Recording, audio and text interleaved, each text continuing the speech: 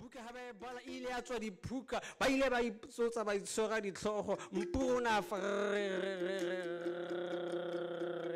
me ba ile ba utlwa ba ga nako go tla le gakabe ha le feta mo setlhareng la ntsha legong la bua la re thuto ke se no tlolo sa go kwa lolola go ya nteng. Oh, buka ga go leba ga go batla ga e polsa tswa mo re sa bone pero ya teng ha e bula matlho ile a ile a tshwana le mphatlalatsane ha e phatlola masa me buka ngwana wa legong ba ile ba itsena ba ile ba dula fase ba leba me ha ba leba ba seke ba bona go diragalang ha ba lebile kwa bokone ba lebile kwa bokapa me ba bona ba ipoa dipotso go kgante go diragalang ba bona kutu ya muhane e tswa me ba bona go ne go le thata ha mpu wa faretso ha wa lebile mutla ga matlhale ha epolla segwete a tlhanolla direte ba simula ba bona ba ipotsa dipotso go lla mogolo kwane ha o lela ba simula ba lebile ba nna ba go direpe ha ba lebile ba ile go epa ha ba epa ba bona gauta mme e kwadile gore simololo ya gago ke go itse go swanteng.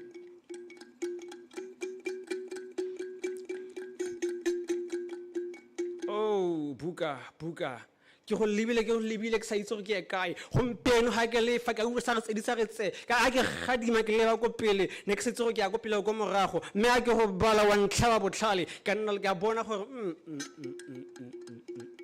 simologo ya simolla ha re bona bana ba le ba mokete ba ja monate mme ha ile ba bona hole ba bona botlhale ba simolla ba na fatshe ba simolla ba tshwana le tautona ha ile ya dutsi e ntse ga sekgwa ba ile ba tlhanola direthe mme re gopola monna ke yo le ba ke Daniel ha na tsena monna wa tumelo botlhale ba teng bone bo makatsa le batho ha ile a dula ya modumisa dira dumela mora rona ba feta fela Daniel monna wa modimo ra simolla ra bona ha re bula buka re ba khun Solomon botlhale jwa teng ba go bona bo tshwana bone bo tshwana le metsi a le watle ha o skitla wa emisa botlhale jwa teng bone bo tsibula ditsebe go ipotse gore a o ya go pila go morago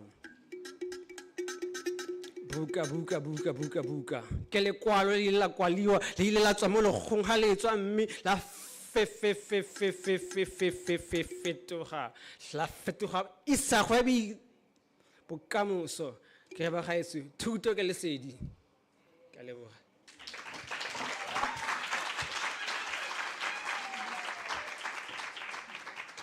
That was nice. Thank you, Mr. Tau. That was refreshing. I hope you are relaxed a bit, all right? We are going to start. Let me introduce myself. My name is Kokecho Manamela from the Department of Information Science, and I will be your MC this morning. I hope you receive me well in your heart, and do not judge me, okay? If I make mistake, keep it to yourself, please. All right. Please, I know you are sitting next to somebody.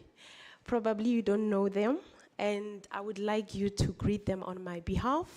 You can handshake, give a social distant hug. Do not them. I did not say you must them. A social distance hug. Greet them, tell them a positive word. We are going through a lot. Somebody just need to be told you look beautiful this morning, okay? And you do look beautiful and handsome, by the way. Yes, lichere matsapa, le right, le glow. Greet them, please, greet them. Tell them something very positive. We are not going to be strangers in this event, okay? In this event, all right? Greet them. I don't see anything happening there by the table. Thank you, thank you. Thank you very much, and I hope that worked. I would like to greet all the guests this morning, our professors in the house, Prof. Mwepe, Prof. Charlie. Thank you very much for gracing us with your presence. To our guests that are still going to be with us, thank you very much for being here and answering our invite. To our students today, this is all about you, and I want you to tap yourself at the back and say, I'm in the right university, okay? It's few universities that can just host an event free of charge. And did I tell you that there's lunch just for you? So you are more than welcome. And it's our first book launch today. And the book launch is existing because you registered with Unisa. And this initiative was proposed by our SRC team. Unfortunately, they are not here with us, but we are launching it, and we believe that it shall be in practice and benefit all of you, okay? It is meant for you to actually take part, all right? Okay. Now, before we also move further, we have a restroom on the other side there, on my right-hand side, I don't know, depending where you are looking. Yes, your side there's one of our colleagues that will show you where the resting room are. And on this side, we also have an area whereby they're displaying different types of art, books. You can always go there and check if there's something you might like, all right? And the theme of today, they indicated that we are what you read, meaning the type of content and books that we choose, they usually shape our behavior. They shape people that we become, and hence we chose that you are what you read. If you are a TikToker, you shall tap the screen forever and ever. So, but if you are a reader, you know that you're equipping yourself, okay? So we are eliminating social media from today a little bit. We are reducing it. No more Tata screen. No more lives on TikTok that take forever, right? So yes, let us move. We are going to, on the program also, I would like to apologize. There's just few changes. So don't be surprised if your program is not like mine. It's not a train smash, and don't be mad at us, okay? Good. So I'm going to call Prof. Jali to come and welcome us. I said you must greet one another. You did. Brother Dawu came and gave us a poem. You did, but you are still uptight. Maybe after Prof. Jali, you'll be loosened up. I hope so. So Prof. Jali, he's an NRF-rated full professor of the Communication and Media Studies here at the University of South Africa. And he is currently also serving as a director in the School of Arts. And previously he served 2 terms as the head of the Department of Communication department here at home at Unisa. Prof, may you please grace me with your presence here. Thank you. Let us welcome him, colleagues. Thank you, Prof. Thank you so much, Kogi. That was smoothly done. Colleagues, good morning. Program Director, Ms. Koketso Manamela, distinguished guests, esteemed colleagues, students whom this event is actually for, members of the Library and Information Service team, including their leader, Professor Ngwepe, authors who are here, and all book enthusiasts, ladies and gentlemen, good morning. Dumelang, Ninjan. It is my profound honor to stand before you today to officiate the launch of the Unisa Library Information Services Book Club. This association is not just about starting a club, but about igniting a passion for knowledge, nurturing a love for reading, and fostering intellectual curiosity within the Unisa community, particularly our students. Allow me then to commend our Library and Information Services under the leadership of Professor Ngwepe, who is the Executive Director for the library, the National SRC under the leadership of our President Mr. Nkosinati Mabilane, and of course the Secretary General, that is Mr. Aphiwe Dlamini, as well as the Department of Information Sciences within the School of Arts. And I think that colleagues would have heard that I come from the School of Arts, so I take a special pride on the fact that our department, Information Sciences, is involved in this initiative. And so I mentioned these departments and colleagues for their dedication to enhancing the academic and personal growth of our students, and of course the staff members who have an interest in this initiative. Your efforts as our colleagues and respective departments in establishing this book club actually reaffirm Unisa's commitment to creating spaces that promote critical thinking, meaningful dialogue, and a culture of lifelong learning. And so as I welcome you to the launch of the book club, I would like to acknowledge the presence of our keynote speaker for this event. And as I acknowledge him, I would also like to congratulate him in his recent promotion as a professor, associate professor from the University of Johannesburg. Congratulations, Prof.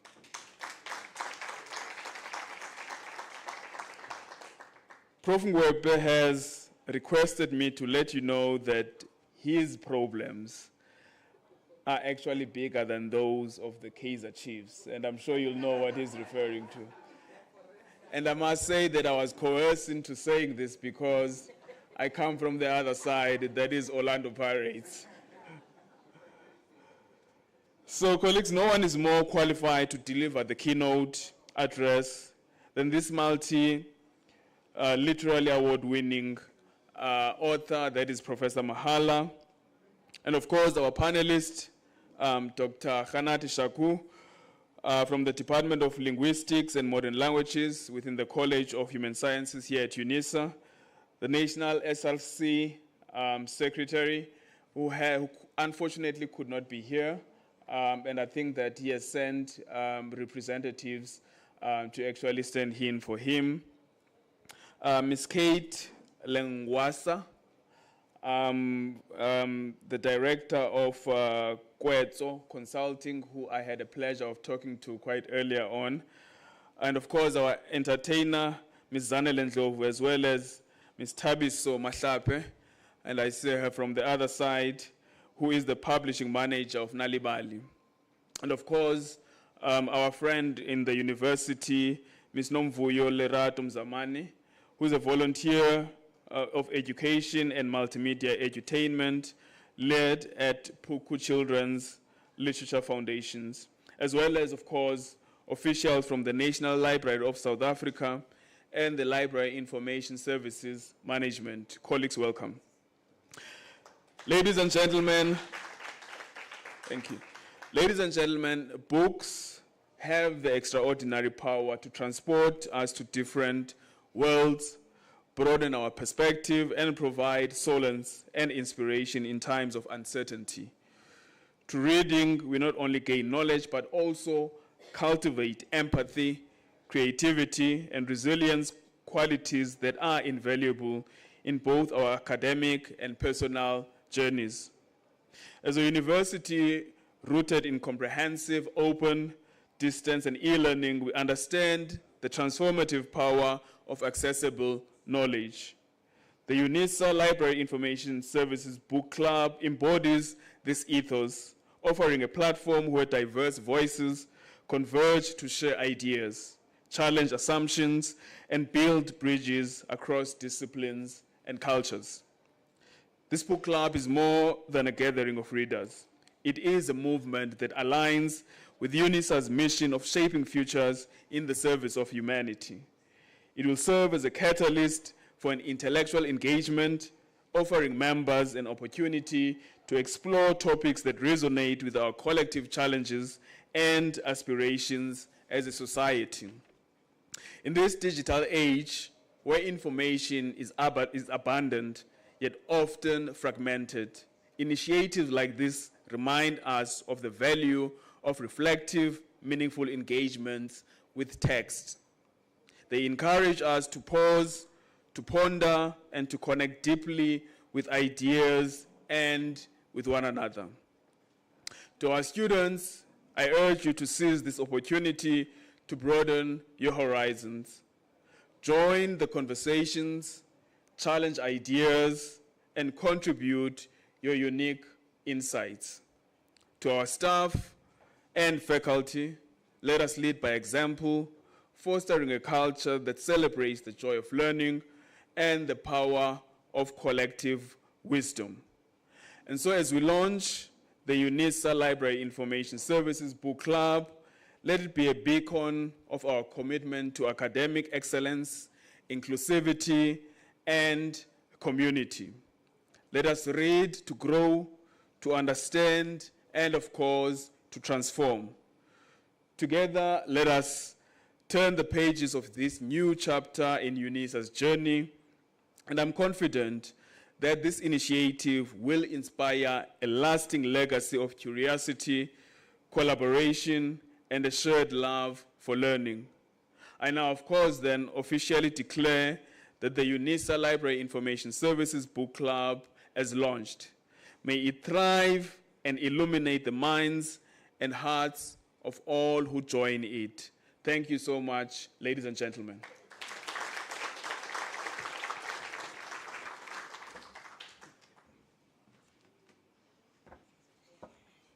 Thank you, Prof. Charlie. That was not enough, colleagues. We can do better than that.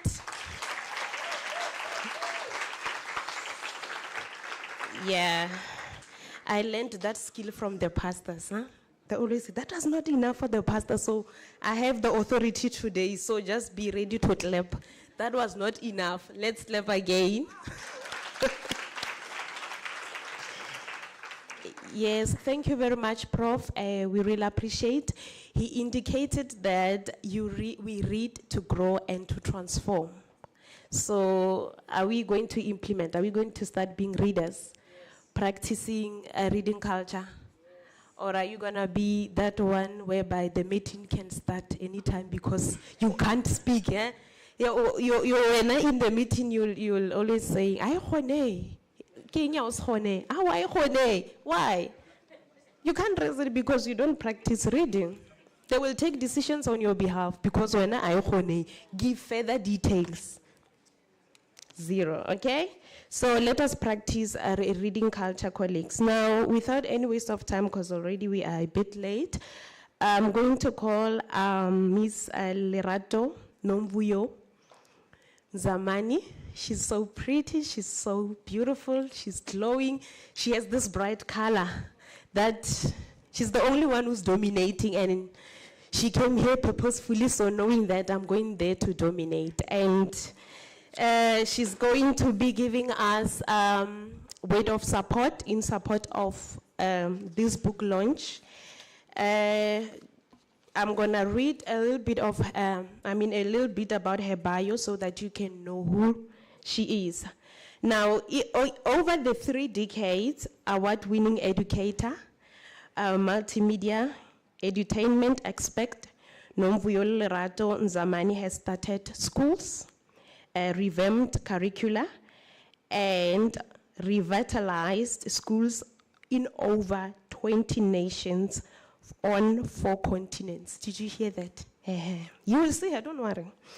Nomvula, who has worked on Takalani Sesame. Who knows Takalani Sesame? I was watching it, right? I was watching it. There's no way you can miss that program. So she worked on Takalani Sesame and a program in the US and UK. Besides serving organizations, Miss Nomvuyo is interested in African languages and culture advocacy, child protection. You know how we are dealing with GBV in our country, girl child rights, educational entrepreneurship, and social justice. She organizes bibliotherapy. By the way, I'm an advocate of bibliotherapy. You and I must be friends. She organizes bibliotherapy and African language children literature program at Puku Children's Literature Foundation. They were here last week. And on critical literacy specialist. Southern African historical fiction, African-centered science fiction with girl children, and multilingual creative nonfiction about indigenous knowledge systems. So these are her disciplines and interests. Ma'am, may you please grace me with your presence. I told you she looks pretty. I said it, I told you. She's already dominating. Take the stage, ma'am. Thank you very much.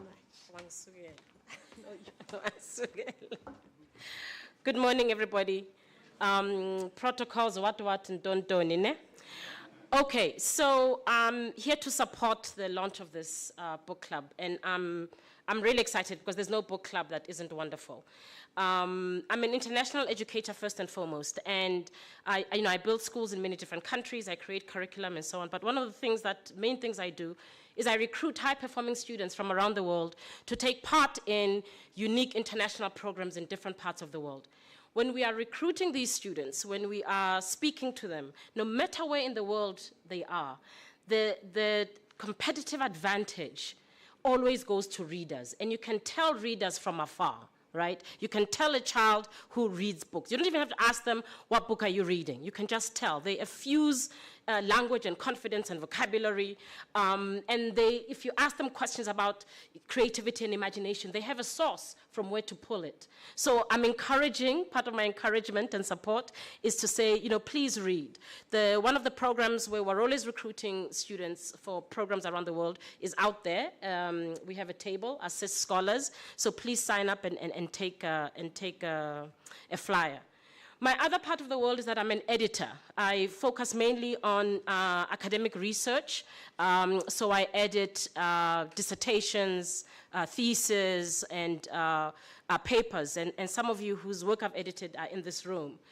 It's also very clear when you're editing who has a literary background, who has been reading for many, many years, even if they're writing a dissertation for the first time, right? Their strong reading habits apply directly to what they're writing, and it's always absolutely fantastic to be able to read. They're clear in expression, they're creative in their problem solving. It's a direct connection between reading and writing. I think we all know about it, but I'm giving you an example of how I see it from my side of the world. The other thing that I do is that I work in children's multimedia and as a literature activist. Takalani Sesame is one of the programs, but there are lots of other programs, some of which you may not know about. But this is the space that gives me the most heartache, especially within the South African context, because South African children do not know how to read. Unlike in many other countries where I go, the book store, the second-hand book store, anything book-related doesn't thrive. I don't know if you remember when there was the riots in KZN a few years ago. The only places that were left in place were exclusive books. And let me tell you, should there be another riot and exclusive books or bargain books has been broken down, you must know that Nomvuyo was part of the uprising. But the sad story about children's literature, often the statistic that's shared is that 80% of our children don't know how to read. And we always add this phrase, they can't read with meaning, as if there's any other kind of reading, right? Reading is reading, there's no need to add that. But what's not told is that they actually haven't been able to read from early childhood. Our children, 50% of our early childhood children, in creche, right? 50% of our children are not ready to go into grade 1. Year in, year out, 50% of our children do not have the necessary skills in order to enter. I'm talking social skills, cognitive skills, emotional skills, you name it, our children are not ready. When they get into grade 1, at the end of the first term, only 40% of them can identify the letters of the alphabet. Just identification in grade 1. I'm not saying read, just identify. Do you see the B? Is it a B? Do you see an M? Can you say M? Just that. Almost half of our children can't do it. So by the time we get to 80% in primary who can't read, our problem started a long time ago. And the reason I bring this up is because I'm hoping that for all of you, especially our younger people here, if you are older siblings, you're certainly future parents, many of you, that is really an important space. Reading doesn't suddenly occur in reading clubs at Unisa decades later, right? It started very early on. And in early childhood, we talk about storytelling and reading as twins. So many of us may not necessarily have the resources to buy books, but we certainly have the resources to tell a great story, to involve children in the storytelling. And that's how you are building up and creating your children later on, so readers later on. So please let me lobby for that. Let me also say that as admissions officers in a lot of the elite schools in the world, one of the main questions we ask when we're admitting your child into the school is how many words can your child speak? How many words does your child know? And I want you to hear my question properly. I did not say, how many words does your child know in English? I said, how many words does your child know? And so the size of vocabulary in any language is the most important determination of your success in your academic life throughout your life, right? So if you're entering early childhood, primary school, you enter with, we want 3,000 different words, by the way. That's the correct answer. Not everybody has it, but that's our target.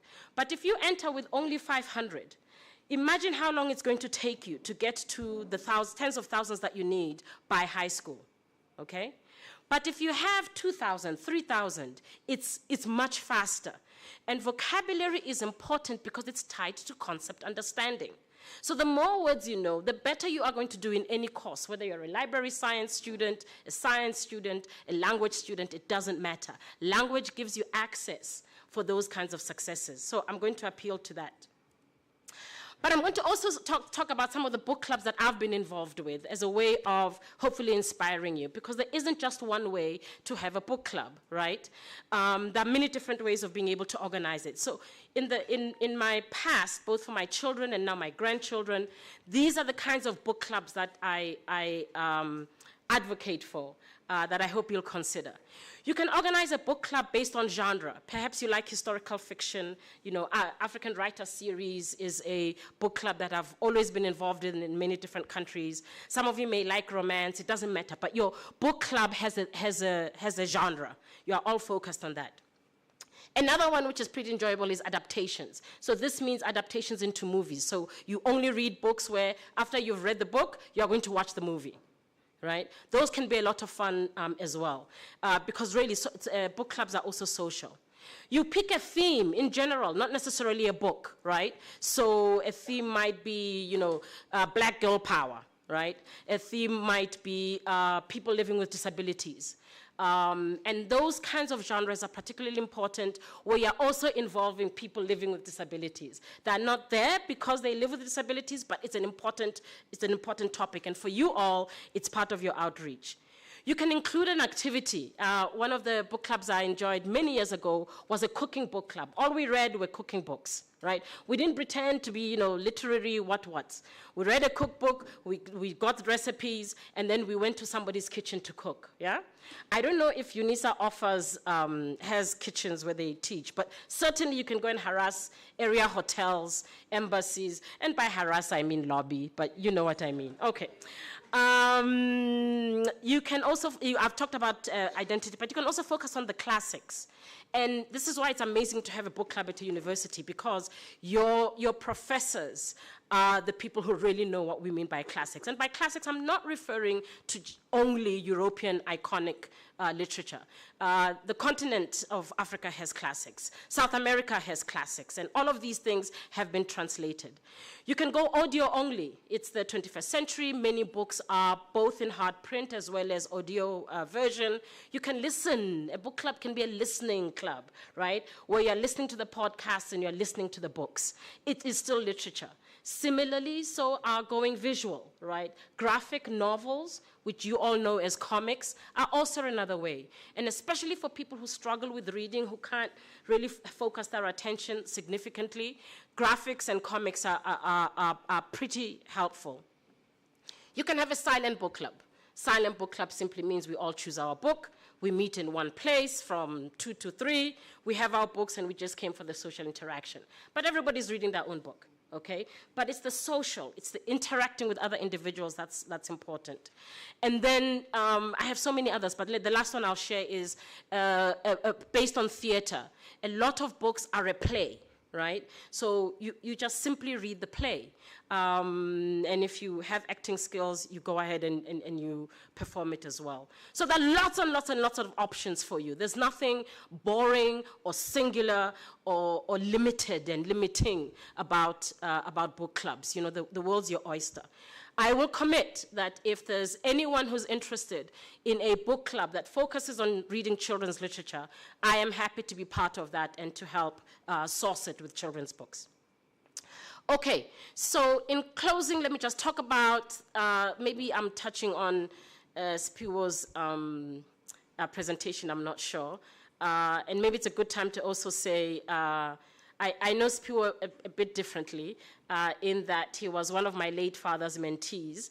And every time I see him, I always think about how proud my father would have been on him. So in terms of what's important, why reading is important, this is all research-based findings. There's few things that have ever been as well researched as reading. Mental stimulation, right? Oops. Oh, you look like you're falling. Okay. Mental stimulation. Studies have shown that reading does that, right? It's the cognitive development.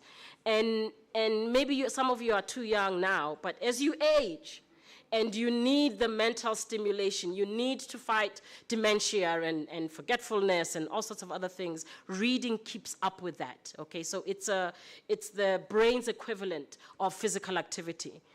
Similarly, stress reduction, right? You know, guys, we live in South Africa. Things are hard, yeah?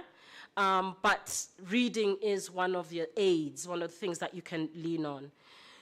Reading also provides knowledge, which is very different from what many of you are consuming on social media, which is pure data, okay? So the difference between what you're reading on social, because I have a lot of young people who tell me that, yeah, we read Twitter, we read Facebook. It's not reading, yeah? So we want the combination of, yeah, have the data and consume it, but also what reading does is it filters, it creates the seams so that you're also now having knowledge. Vocabulary expansion, I spoke about that. You are never too old to learn new words, and reading helps you with that.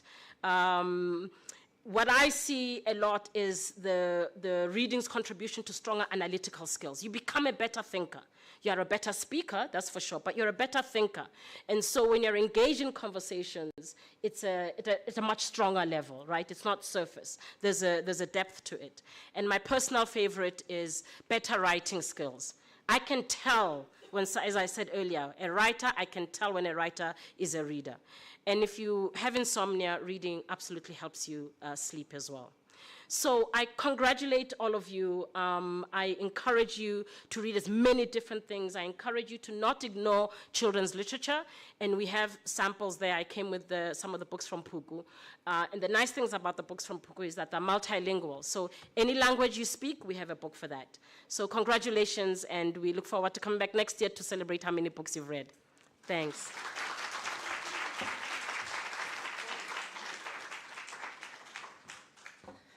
Was nice. Thank you very much. What did I say? I said she's going to dominate, right? And she was dominating. Ne? I enjoy it. And as actually before coming here, I thought I knew reading clubs. I was claiming. You unpacked it nicely for us, and you made us understand that we have different genres, because most of us, when we approach reading, we approach it with anger. I'm going to read. But she said, we have different types of genres. You can do a cooking, reading, and everything. You see, you know, I never thought a cooking book can actually be this creative. So thank you very much. And like I said, I'm going to be your friend. I'm saying it in front of you so that she doesn't say no. Yeah. So we're going to move to our next program, Entertainment by Miss Zanele Ndlovu. Before I introduce her, I just want to see our students, Prof, if you allow me. Can you just raise your hands? Please, kindly. So I'm humbly asking, how are you feeling, guys? Are you okay? I'm very much worried. Are you fine? All right. How many of you have books in their houses? Not study guides, not the ones that they gave you to study. Books, like books where you are reading. And how many of you do that? Did you bring your book? Who brought her book? I saw her first. Let's see. Are you reading it, or is it for decoration in the back? You are reading it. Let me see it.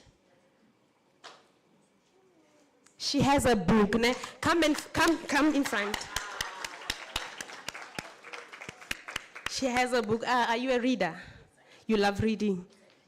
Because you love reading, my sister, enjoy. This is your gift. Yay! Yes, that was for her only. I told you to wake up. Next time you'll pay attention when you go to such events. You're going to miss out. Anyway, let us welcome Ms. Zanele Ndlovu. She is an author of 2 children's books, namely Umakweyana. I told you you're not going to judge me. Ne? Yes, Umakweyana and Simunye, that were written in her mother language, which is isiZulu, right? And she also published these 2 books. No, she published, wait, her mother tongue. I wrote with my handwriting and I can't see it. Which is isiZulu, and she published 2 books through her publishing enterprise, by the way, right? A publishing enterprise called Zilimi Zase Africa. Umakwaya, which is one of her books, right, has been translated in actually 5 South African languages. You understand? So if you are Pedi like myself, now I can't even pronounce Zulu words.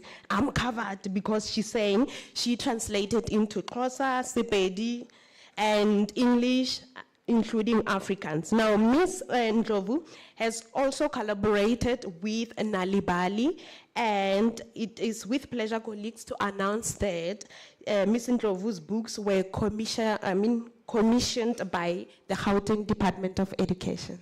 May you please? You're welcome. Let us welcome her colleagues.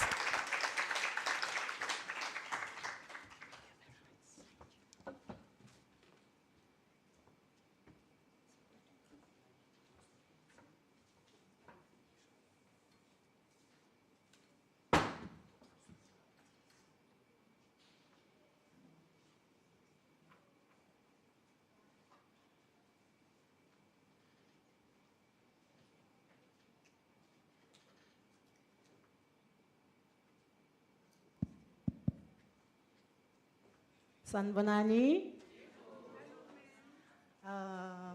The name of the story that I'm about to tell you right now, it's about how musical instruments came into existence. It's titled Marimba, the Mother of Music. Kwesukela.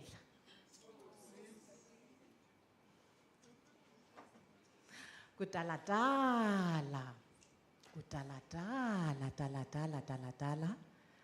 Before there was music, it was just the sound of the birds, the trees swaying, the rivers, the ocean, and all the natural kingdom at its fullest. Marimba was the queen of the Bukata people during that time. She was beautiful and majestic. She would bath in camel milk every day. She loved her people, and her people also loved and worshipped the ground that she walked on.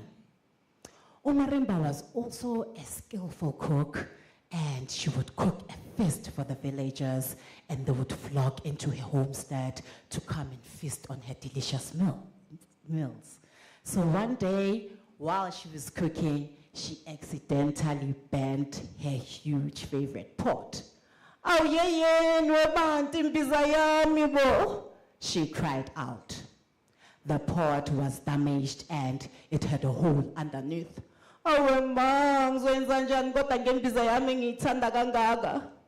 She took the pot and she scrubbed it clean and she put it on top of the table. She looked at it, and while she was looking at it, an idea started to brew into her mind, and she called for her servant. Mnonandla quickly came running. Yebo Ndlovukazi, you called for me. And she said, can you please take the skin of the kudu that we had slaughtered yesterday, wash it clean, and put it on the sun to dry? I have an idea. And the servant did as he was told. Marimba then took her Himalayan salts, and she took her frankincense oil, and she started to smear them on top of the kudu skin. And you know what she did? She took a rope and she started to cut it into pieces. And then she took her pot. I'm going to have to project because the story makes me move around. And then she took her pot and she took the kudu skin and she covered the mouth of the pot, and she took the ropes and she started to tie them around the pot. While she was doing that, she was busy testing with her fingers, and a sound came out. A sound came out while she was tying the kudu skin around the pot. And then she started to play.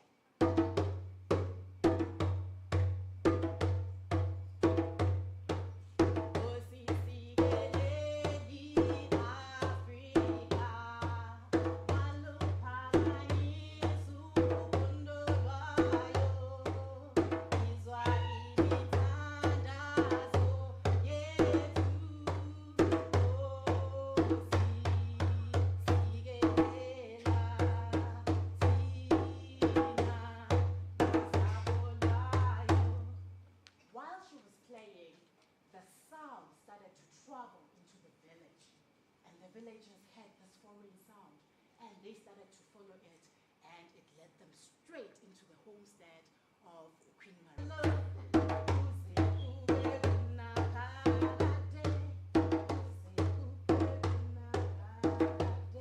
The villagers joined in, they were singing, they were chanting, they were all in a trance. They sang the whole night. And Ukwaras Marimba decided to stop, and she said, "My people, we are going to call this one a drum. Oh, isigubu." And everyone started shouting and chanting and illuminating.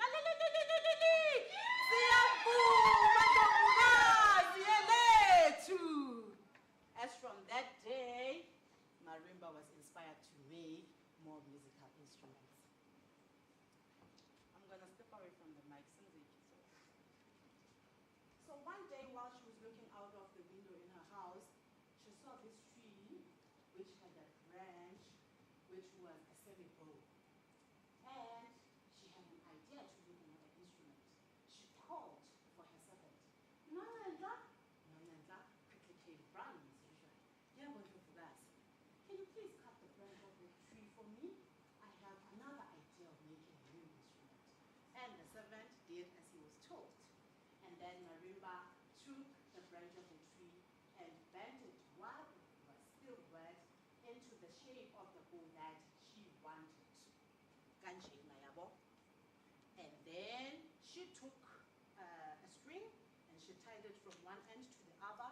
And then she took a calabash and she scooped out all its contents and she attached the calabash into the stick using another string. And then she took a small stick and started to test. And a sound came out. Okay, Mhlambege, for this one we can use a mic so that zozwakala. As usually we use our lapels for these type of performances, so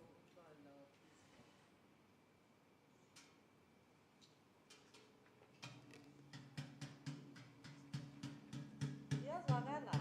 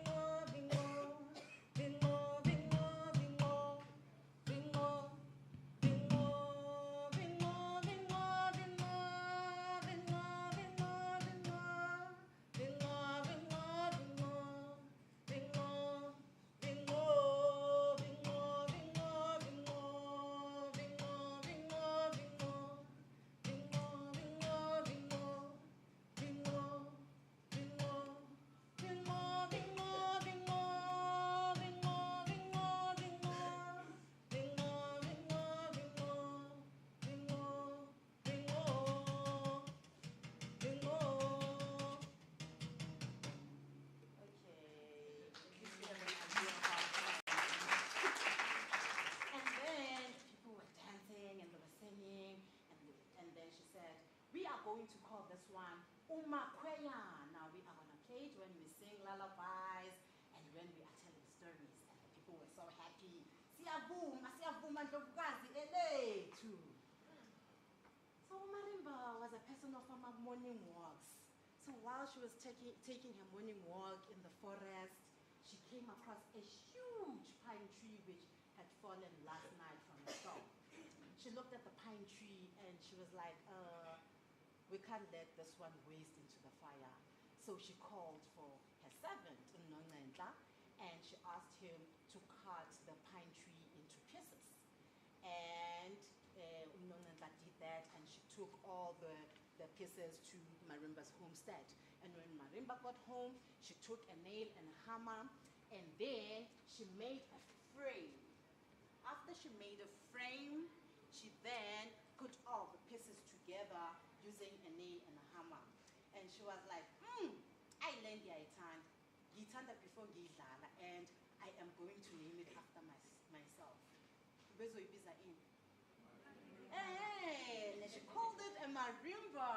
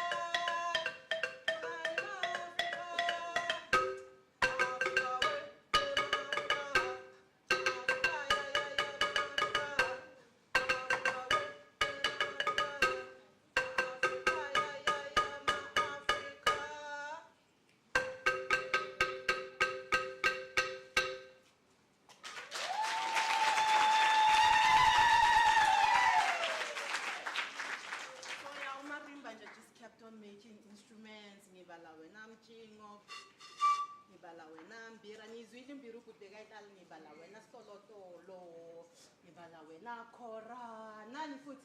Amaphi amanye ama-instruments eniwaziyo African? Mapiano. So that is how musical instruments came into existence, and the marimba was called the mother of music.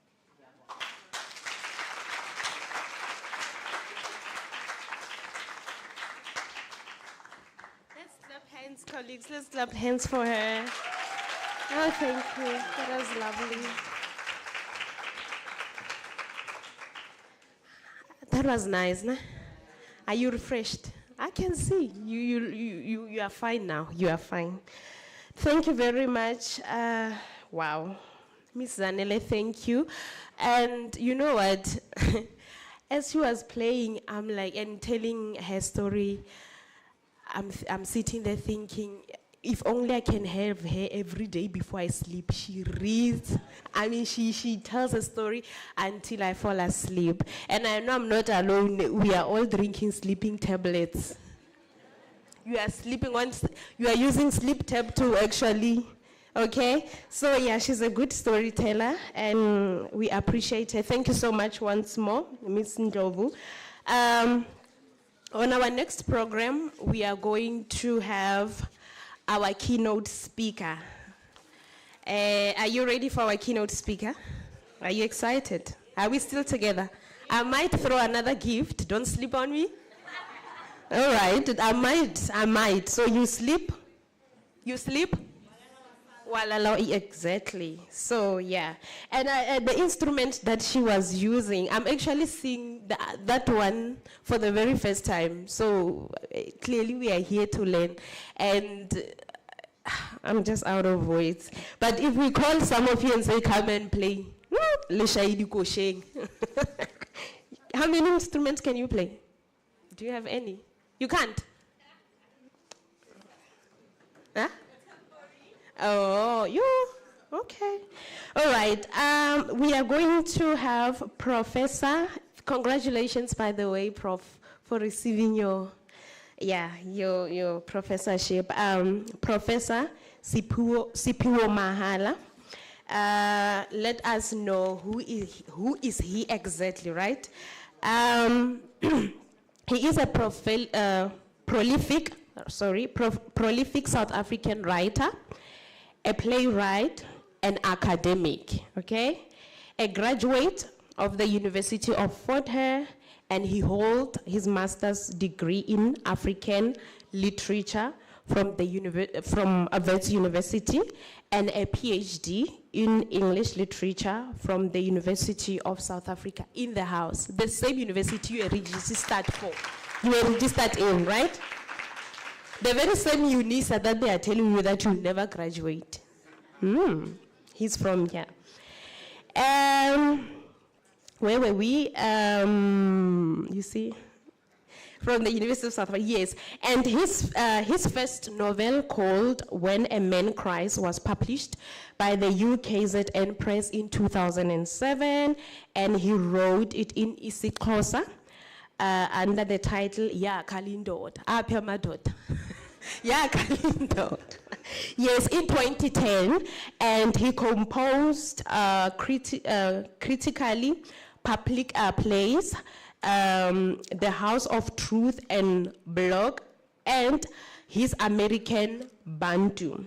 He is the author of the 3 short story collections, namely African Delights, which was published in 2011, Red April Dreams, and Other Stories, which were published in 2019, and The Missing Pages in 2025, this year.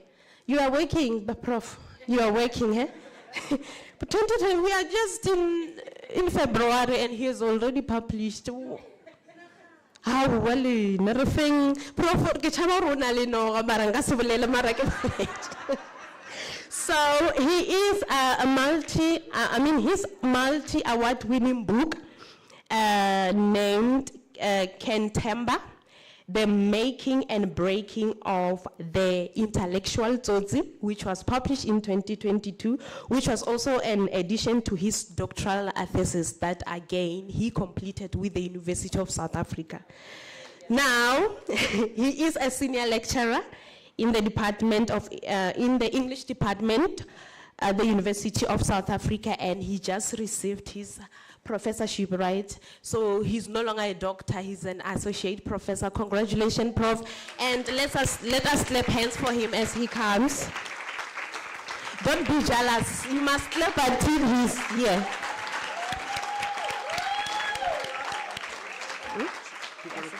Yes, yes, yes.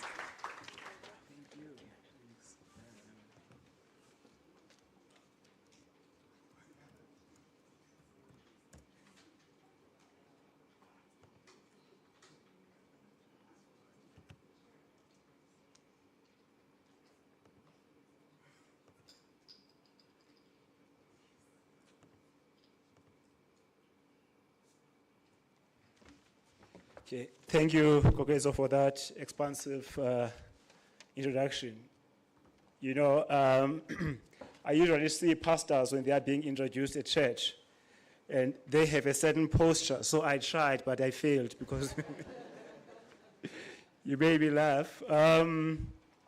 Greetings, everyone, and thank you, Professor Mwebe and the Library and Information Services, together with the Department of Information Services, as well as the student community as represented by the SRC, for inviting me to come back to the University of the Land. I think the only complaint I have is that there was no book club here when I was a student. So I might just come back and do another PhD.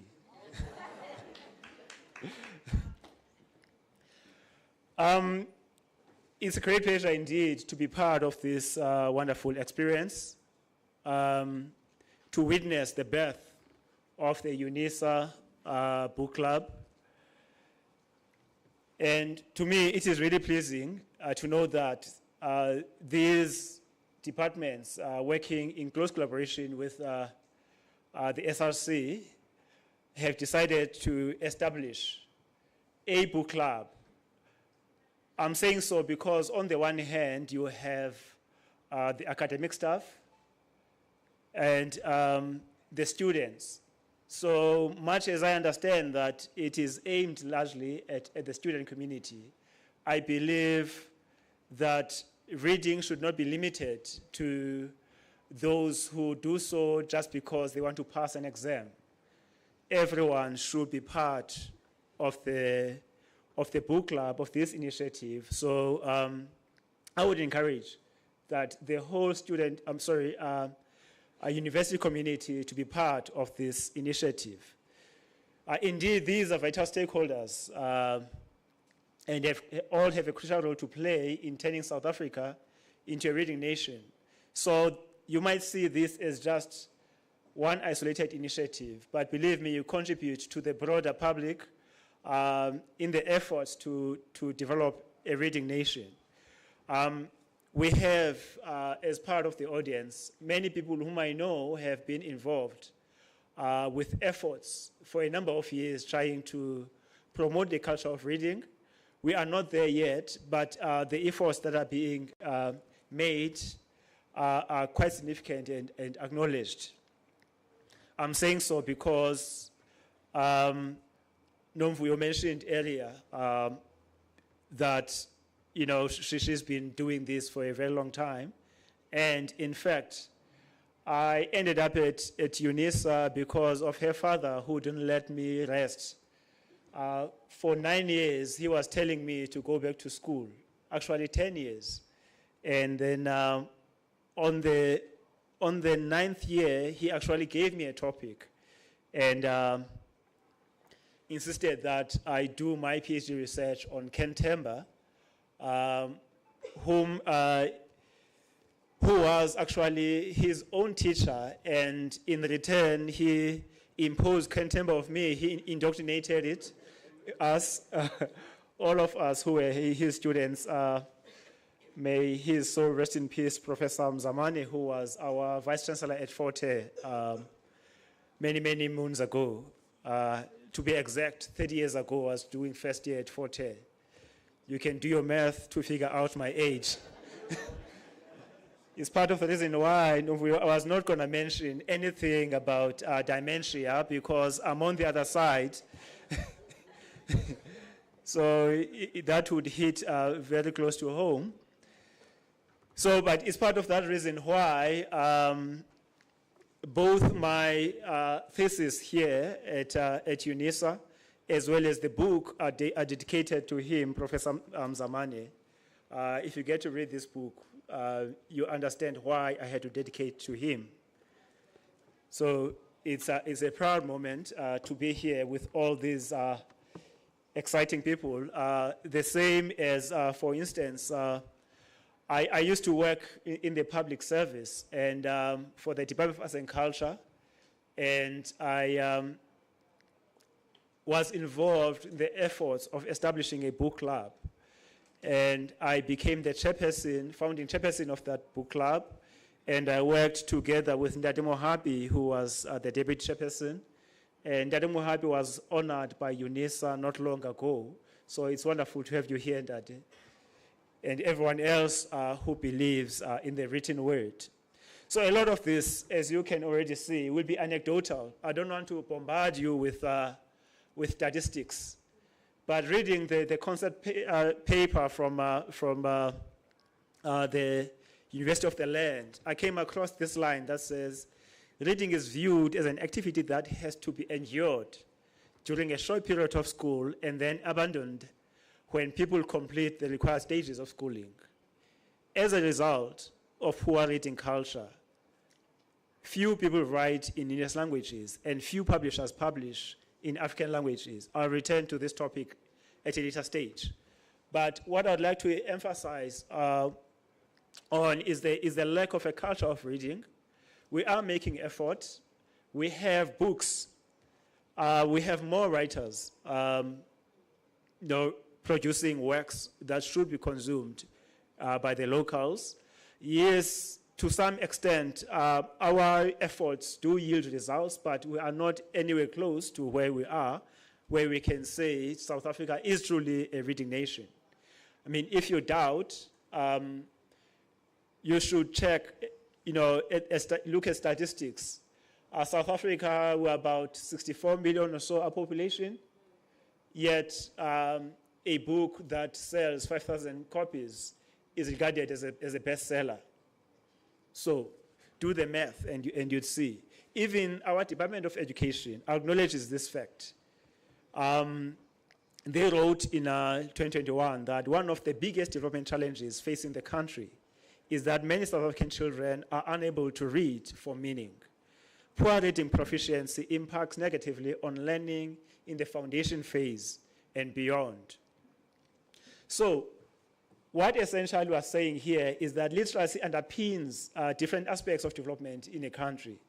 And in this way, low literacy levels become a threat to the growth and development of the nation. So the reading problem is not just limited to education. It goes beyond that because everything really hinges on literacy. One of the anecdotes I would like to share, for instance, is about one Eskia Mphahlele. You'd know here at Unisa we have buildings named after Mphahlele. We even have a statue in the other campus. In fact, here in Pretoria, if you go down the street, you'll see the Eskia Mphahlele Library. And,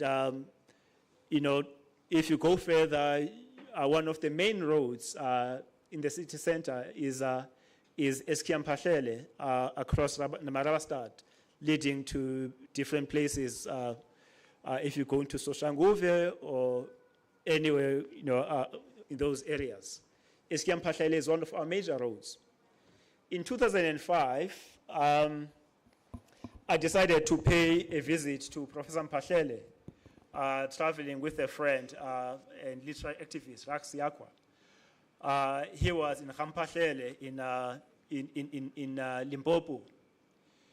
And we got to the area, but obviously we had never been there before. Trying to find the house, we're getting lost. And we went around asking people, do you know where Professor Mpahlele lives? The common response that we got was, Utishakai. They didn't know who Professor Mpahlele is, you know. And it was probably after an hour or so that we went to a nearby shebeen. Don't ask me why we had to choose a shebeen, but we ended up in a shebeen and asked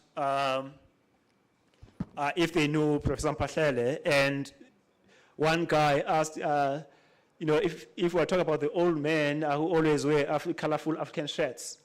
And finally, we found him. And we realized that we were, for more than an hour, we were within 100-meter radius of his house. Yet, such an icon, celebrated all over the world, was unknown in his community. So to me, this was a serious wake-up call to say, Professor Mpahlele does not have to assume a celebrity status in the community. But the fact that they did not know him says a lot about our reading culture. Certainly, they have never read his works.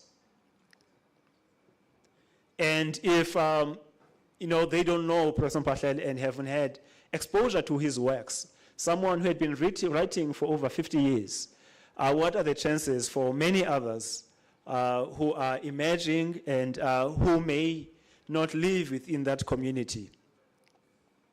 So while this level of ignorance among young people in particular is indicative of the lack of recognition for our writers, more glaringly, it demonstrates the lack of a reading culture in our society.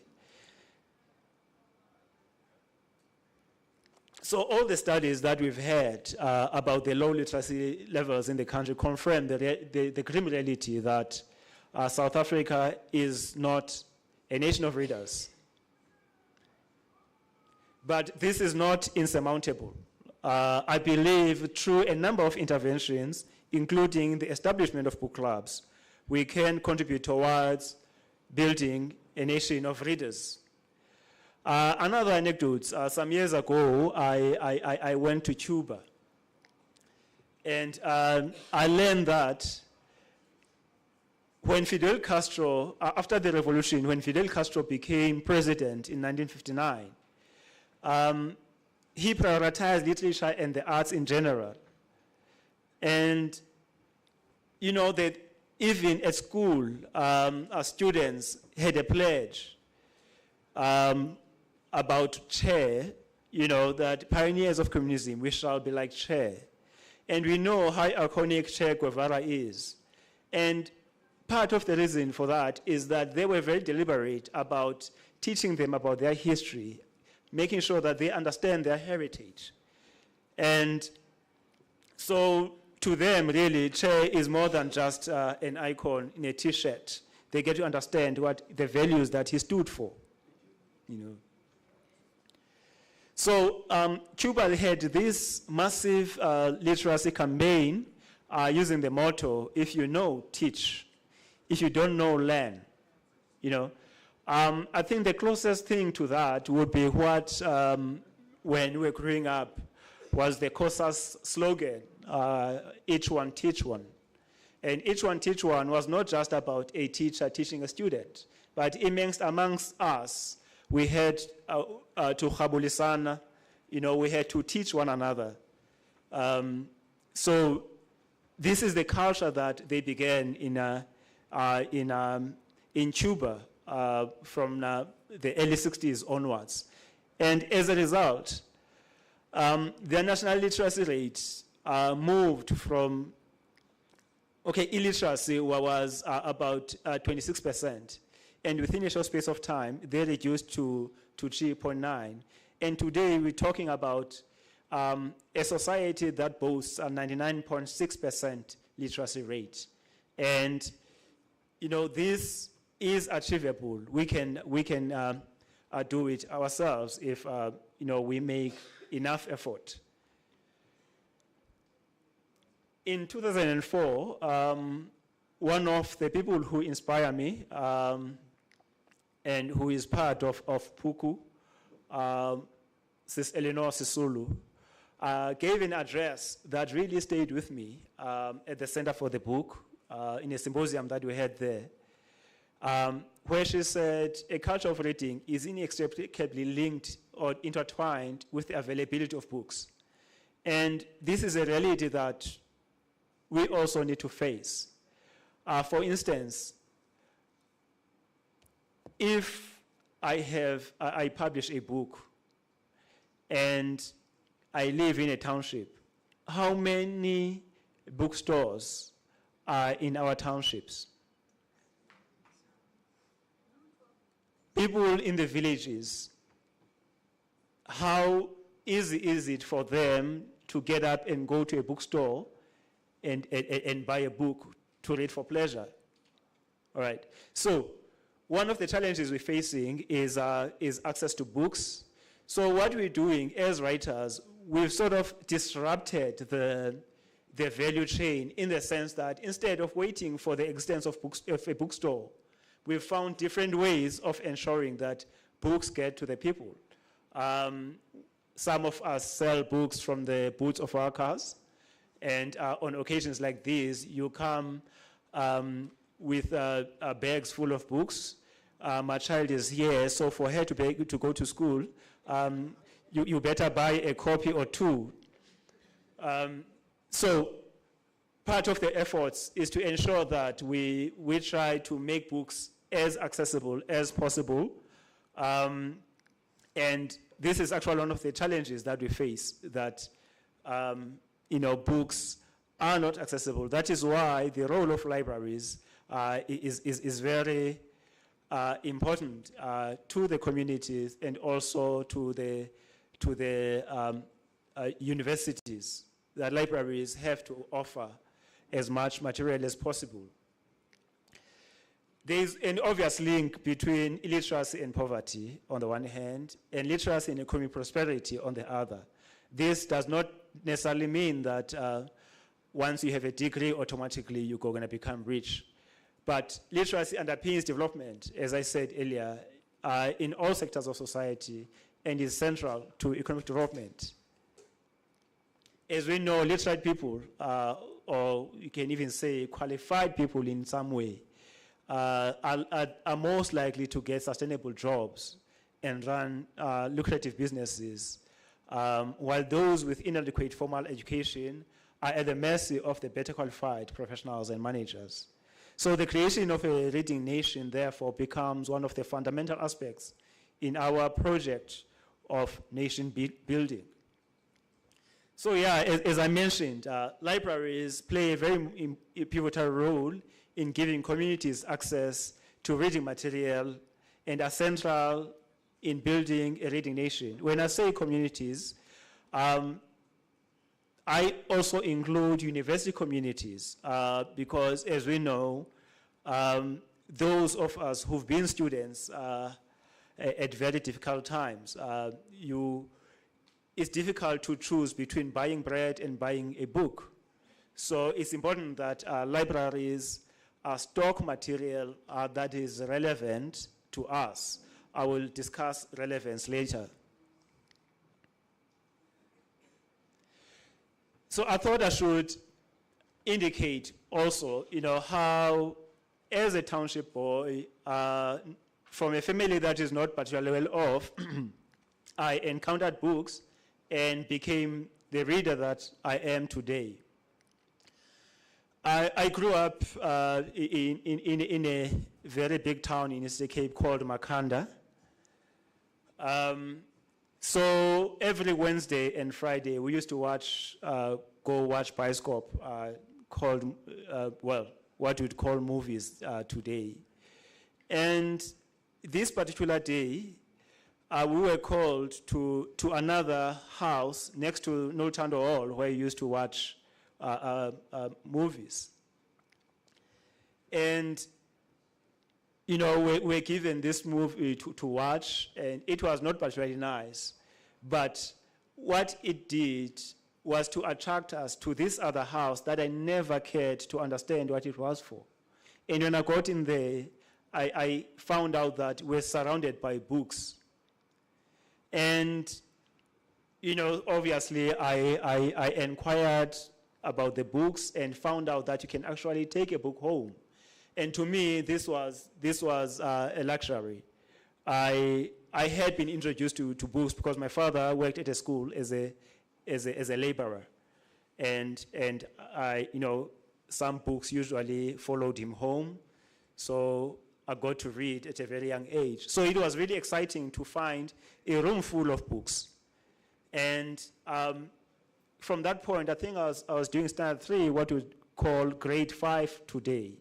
So from that point, I, became a regular user of the community library. But what I later realized is that we were privileged in Makhanda because later on I got to live in a significantly small town called Alice, where Professor Charlie comes from. I'll be interested to understand how he came across books because there were definitely not a library in the village where he grew up. And so I lived in Kwamavu, so where the access to books was virtually non-existent. And the sad thing is that 40 years later, there is still no library in that community. So this experience is one of the reasons why I'm involved with an initiative called Siyafunda Donate a Book, initiated by Ndlovu, who goes around the country establishing libraries in rural schools especially. And Nomfuyo mentioned, for instance, here, silent reading, the latest initiative, Siyafunda Song is silent reading. That's what we do now in the cities. There will be one this Saturday. But it is said that in many of our communities, there is still no libraries. So if you find yourself in a university campus like Unisa, where there's a library, consider yourself privileged and try to make best of that opportunity. But what I would appeal for to librarians like Professor Ngwebe and his colleagues is to stock local content. Many of us were brought up in the stable diet of Shakespeare. There's absolutely nothing wrong with Shakespeare. But we also have writers who write about our experiences, whose works we can immediately relate to. So it's important that you ensure that in buying books, you also include books that are produced locally. And with that, I must also emphasize the element of language. And perhaps to illustrate this point, again, I have a PhD in English, and my first novel was in English, published in 2007, as mentioned earlier. After the publication, I felt somewhat like a celebrity. I was in newspapers, TV, radio. I had massive media coverage. And I went home really proud that I've put my community on the national map. And there was a sobering moment after I got home. One of the closest people to my parents, my late parents, who was essentially now my mother after the passing of my parents, had bought the book because she felt so proud. She felt like she had to support me. But after buying the book, she could not read it. She asked her grandchildren and all other visitors to read to her. And only that way could she understand what the story is all about. So from that point, she would tell everyone about, what the story is all about. And on the one hand, it's the question of language, which I'll come back to. But on the other, it is the culture of storytelling that, in fact, the concept of a book club is not necessarily new to us, because we're used to telling each other stories, all right? You know some of our friends who are really fantastic storytellers who will draw a picture and make you see everything that they are telling you now. But also, we grew up in a society where we used to listen to stories on the radio. And the very next morning, neighbors would be standing, side by side, narrating the same stories that they listened to on the radio. So a book club is essentially about sharing knowledge, sharing stories, you see. So, but the question would be, how do we do that in the modern society? How do we make use of electronic media? I'll get to that. But this sobering moment with the experience Kamamvene, that is the name or clan name of the old lady who bought my book, I began to ask myself, who do you write to if the very people you write about cannot access the book due to the language barrier? So that made me really think, and I sat down to rewrite the book in isiXhosa, and it was then published in 2010 as Yakalindoda.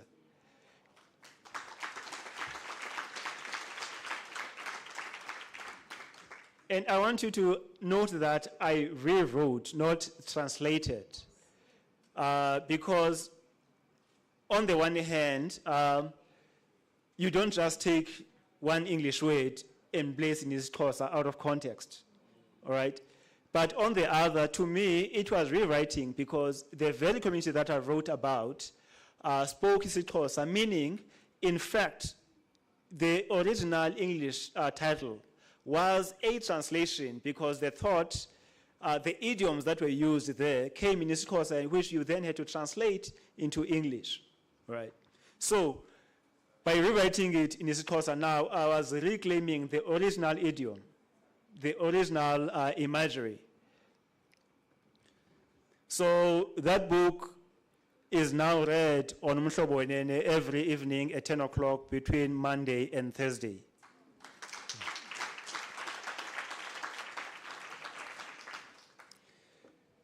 So the basic idea, really, of a book club is that getting people together and share the joy of reading.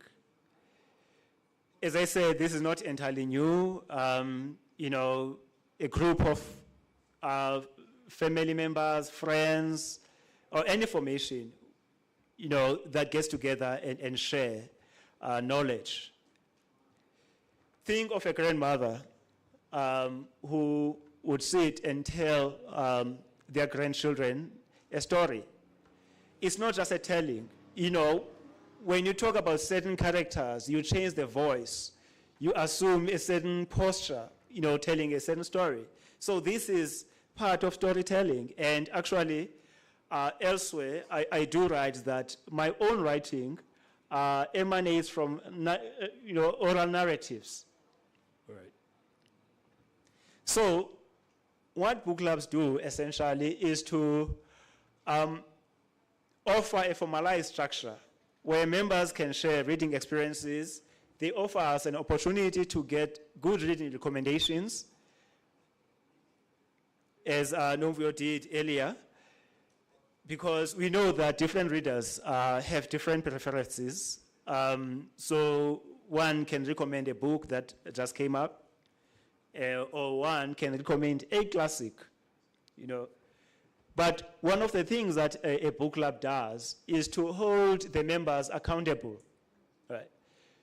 Sometimes you read a book, you put it aside, you get busy with something else, and for as long as you don't have a particular goal or time frames within which you must read the book. You might take longer to finish it. So a book club gives you that sense of accountability. You know that at the end of the month we'll be discussing this title, and therefore I must read it and finish. But most importantly for me, book clubs offer a platform to share the joy of reading with friends, schoolmates, colleagues, and other like-minded people. In other words, for me, there's no better joy than sitting and reading a good book. Well, you'd understand, I read for fun and I read for work. So my whole life is surrounded with reading. So I thought I should just show the two books in different languages. So this man started crying in English, and then he ended up crying in Xhosa.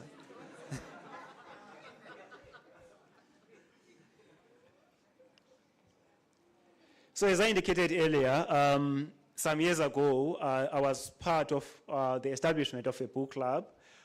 We put together some guidelines, so I can make them available. They used to be available on online when the department was still Arts and Culture, but I know now that things have changed, it may not be accessible, but I'll be happy to share those guidelines. But the special thing about the book club is that it got us as colleagues to connect beyond just submissions and other things, you know, and there was no hierarchy. You engage with people at a personal level, not dealing with positions, but dealing with people who have one thing in common, the love of reading. And they took this to their families, you know, encouraging families, because books is about sharing. You buy a book, and for those of us, for instance, who grew up not affording book, you get one book, sometimes you don't even know where it came from in the first place. But you get it, you read it, and it passes to the next person and the next person. So that's why most of the books are dog-eared, like this one of mine right now.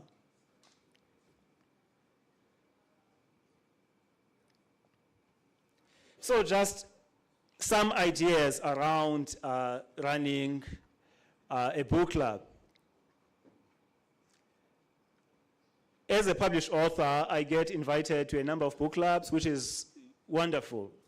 But in some book clubs, you find out there's more wine than books. But I'm pretty sure Professor Ngwepe would ensure that we have books available for Unisa. Inviting authors really creates excitement around a book club, but running a book club should not be dependent on the availability of an author. Please engage with books on their own, and then if ever an author is available or invite an author, let that happen occasionally, and it's always wonderful to actually meet with people who are the creators of this kind of knowledge. One of the things that we usually talk about when we talk about the culture of reading is that TV is distracting people, social media and all these things. But I think we should not look at all these innovations as a threat to reading. Instead, let's find a way of complementing what we do. For instance, TV might be distracting because you're watching too much of negative content, but there's Tagalani Sesanya, out of which you can actually learn something. So we cannot stop technology from evolving. We cannot change anything about the invention of different thing, digital media. But what we need to do is to exploit it, find a way of using it as a vehicle to promote reading. For instance, there is Tagalani M. I don't know if any of you know her, but she has a huge following because her books begin on Facebook. she posts stuff and then people get interested, and then she writes a book. She expands on what she put on Facebook, and then writes a book, and her books are flying off the shelves. She's one of few authors who do well in the mainstream publishing sector mainstream book selling without publishing with mainstream. In fact, due to her success online, big publishers start approaching her, inviting her to publish with them. Obviously, the youth are better equipped to deal with technology. No prejudice against Professor Charlie and Professor Ngwebe, but it's true, the book sector is evolving. There are what we call vlogs now. There are podcasts, there are all sorts of things. So, while you might feel that podcasts are distracting those that are there, but you can actually generate your own audience, reading audience, by sharing what you are reading. Use TikTok to talk about the books that you are writing, any exciting thing about reading or about books. The same as YouTube channels. So I don't know how this book club would function primarily, but I would encourage that you have a component that makes use of these elements. I would like to know, for instance, what Professor Ngwebe is reading, at what time do you read for leisure? One of the things that we encouraged a while back was that from the family environment, you should begin to promote reading and have what you would call a reading hour where everyone reads something. It can be a newspaper, it can be a novel, it can be anything, but the most important thing is that you should have one person, family members sitting and reading something. Don't tell me to lead by example, because we don't have this in my house because we read all the time. But I wish we could have a campaign, perhaps as part of the reading of the book club, to say, what is on your bedside? Which book is on your bedside? This applies not only to students. I wish the academic community, all the way up to the management of the university, to share with us from time to time which book they are reading. And also, Easter is coming. Even politicians and other people who play prominent roles, they would have 3 or 4 days to themselves. Can they prioritize reading during that period? What will they be reading? In fact, related to this, for instance, is sharing gifts.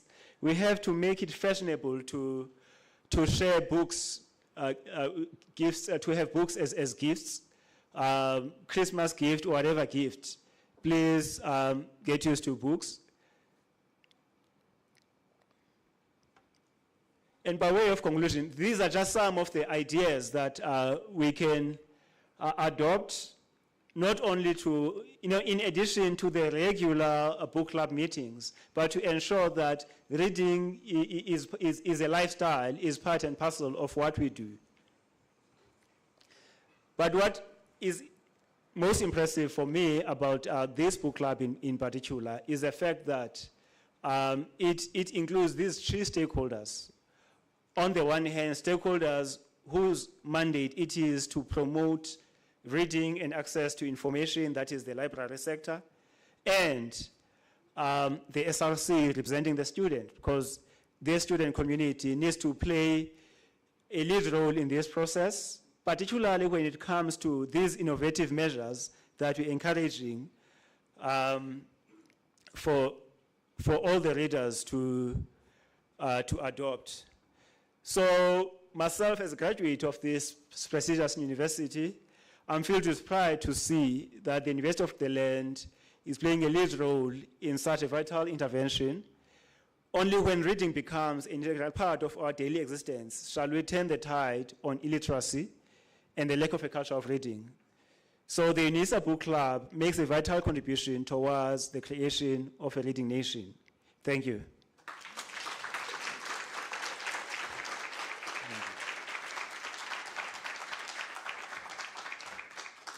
Thank you, Prof. That was profound and nice. And yeah, thank you once more. Prof indicated the importance of having book clubs. And I like the fact that he mentioned that these book clubs usually emanate from storytelling. And he reminded me of the stories that my dad used to tell me, but anyway, we are not there. And he actually mentioned also the issue of wines, reading clubs having,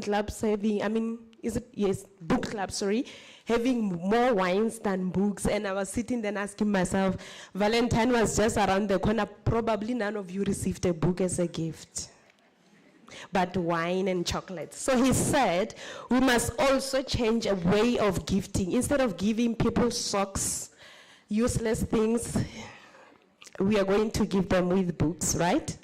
Yes, not wine, please. Yeah, I said it. So let us move, colleagues. I'll try to be a bit fast, and yeah, so that you don't get mad and angry at me. I don't want to be your enemy. We're gonna have a panel discussion. Dr. Mosago will be leading the panel discussion. Before he comes, I would like to read his bio. Actually, he has 2 PhDs. He's doctor times 2. Yes. And he's my colleague, my friend. I call him Mfanaga, but you dare call him Mfanaga, utlo bet. Kenna fela kimija Mfanaga. So don't do that. So Dr. Daniel Rankadi Musago is a heritage and academic practitioner dedicated to bridging the gap between galleries, libraries, archives, and museums, museum services, and the public. That is Dr. Musago. His research focuses on deconstructing colonial power structures and filing historical gaps, contributing to decoloniality and curriculum transformation through an African epistemological lens.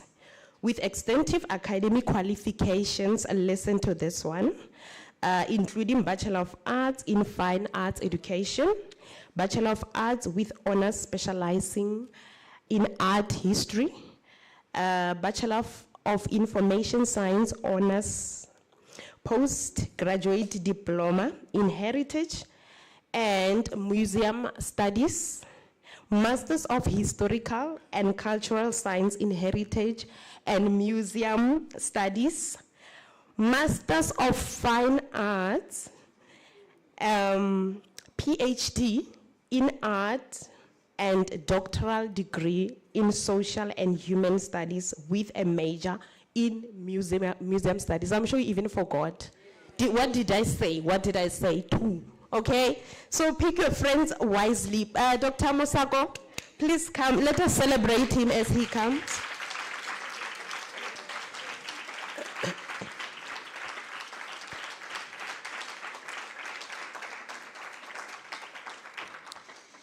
Kiena Mfanaka. Thank you, Doctor.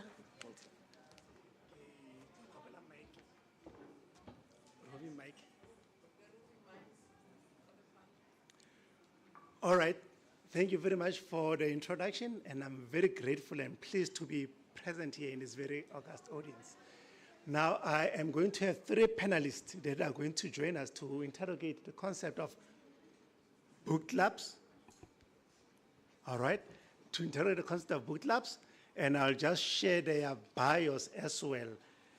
Very, very short and brief so that we save time. We do have Dr.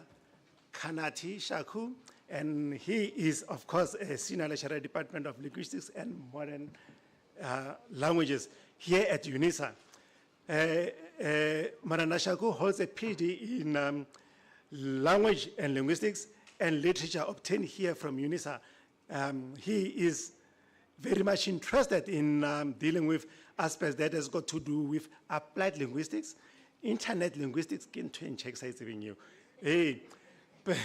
paremiology, and general linguistics. Marana Shaku is an associate editor of the Unisa Multilingual Proverbs Dictionary, which was a project that I coordinated from the College of Human Sciences, as well as the Festival on Language and Linguistics. He is also a coordinator of that one.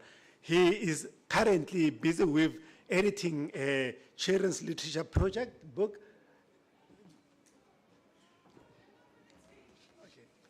which is very much keen into promoting literacy from a very young age, so that they let kids read, because whatever you do as a kid, you grow up with it in the mind.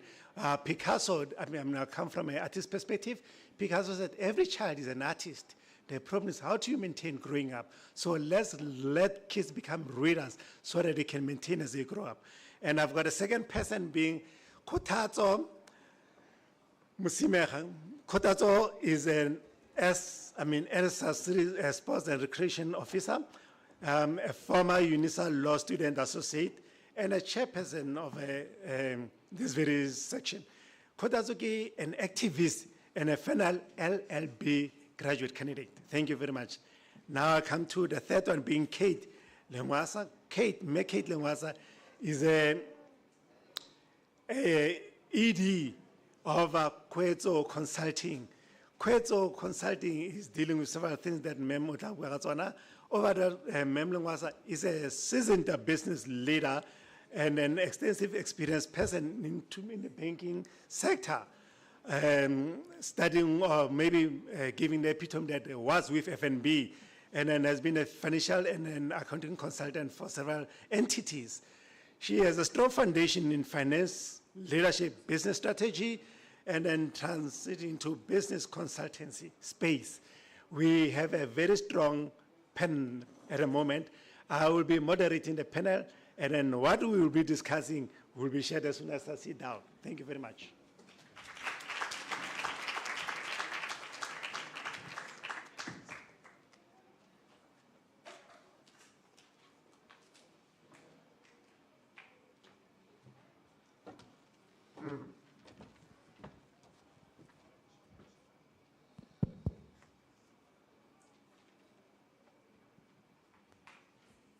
All right, we did listen to Mem Nomvoyo speaking fluently about promoting the culture of reading and being very, very judgmental, that you can easily detect, spot, and align a reader to a non-reader because of the way they express, probably even the way they sit and position. Let me just get myself right, eh?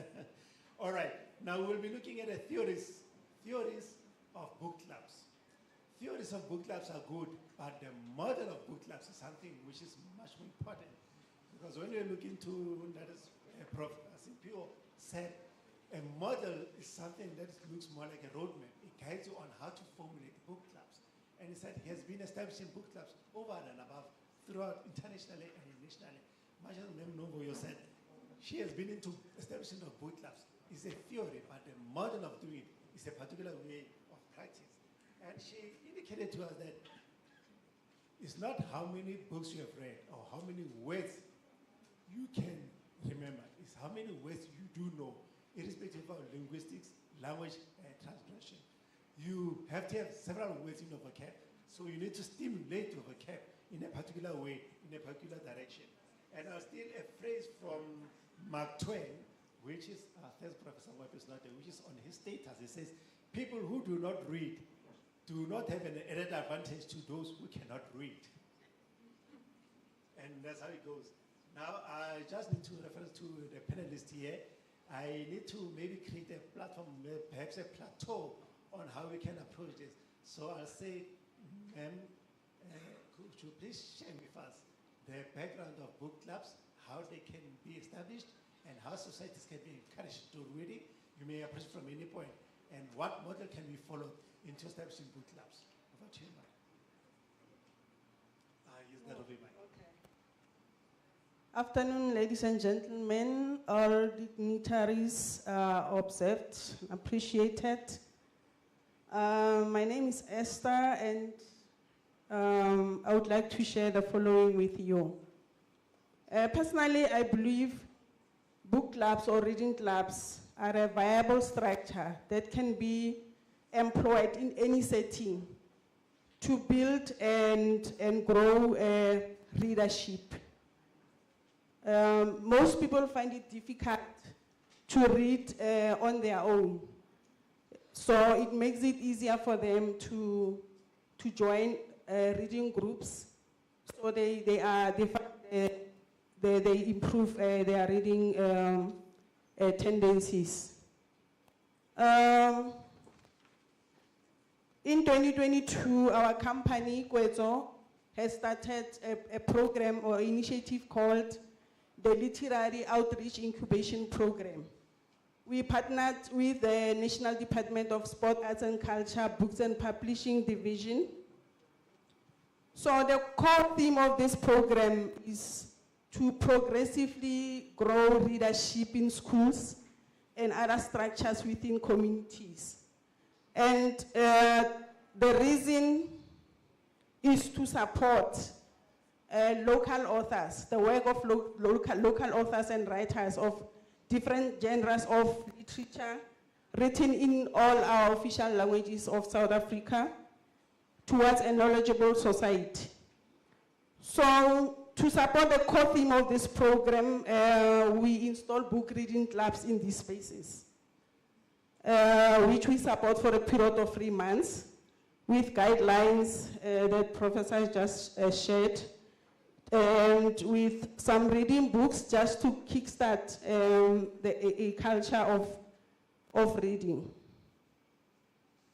And yeah, so what we encourage book clubs to do initially is to have a theme in place, because once a theme is set, then it makes it easier for them to decide on the kind of literature to pursue.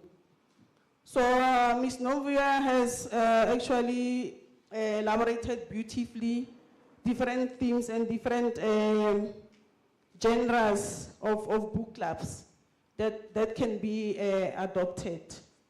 So what we also encourage when we start book clubs is for them to have a system of running a book club. For example, a book club needs a chairperson, someone who oversees the running of the book club. And it's also crucially important to have a team of facilitators or a facilitator who actually facilitates the actual running of the book club. For example, setting meeting calendars, book picking, facilitating those meetings, activities within the book club, of course with the inclusion of the members of the book club. So it's also important to have what is happening inside the book club to be recorded. For example, membership, how many members do we have? Activities that happened. Also, this will give that book club some kind of a direction. We will know if members are falling off, and we also have an idea of why, if we record everything that is happening within the book club. Attendance also is important to record, and also books that the book club has tackled. So it gives a club some kind of a direction. It is crucial also for book clubs to have a social media presence to grow the book club and also to collaborate and work with other book clubs in the area and other stakeholders in the knowledge production value chain.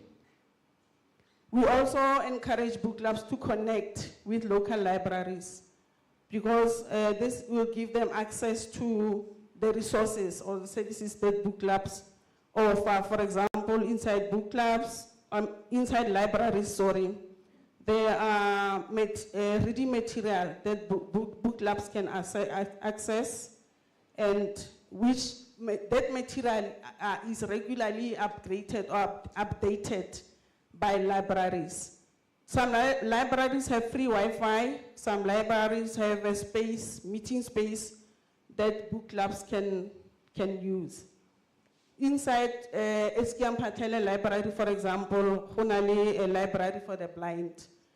There are children corners, there are storytellers. So we always encourage our book clubs, after we install them, to link as much as possible to libraries so they can access these resources. So just to add a little bit, the mantra of this program, the Literary Outreach Incubation Program, is towards a knowledgeable society. This mantra we have developed by design, just to underscore the vision that we have about this program. So what we want to see through this program is people of different ages gather in various forms of clubs to read, share thoughts, knowledge, debate issues, help each other socially, economically, uplift their own cultures and mother languages for the betterment of everyone. For now, I will pause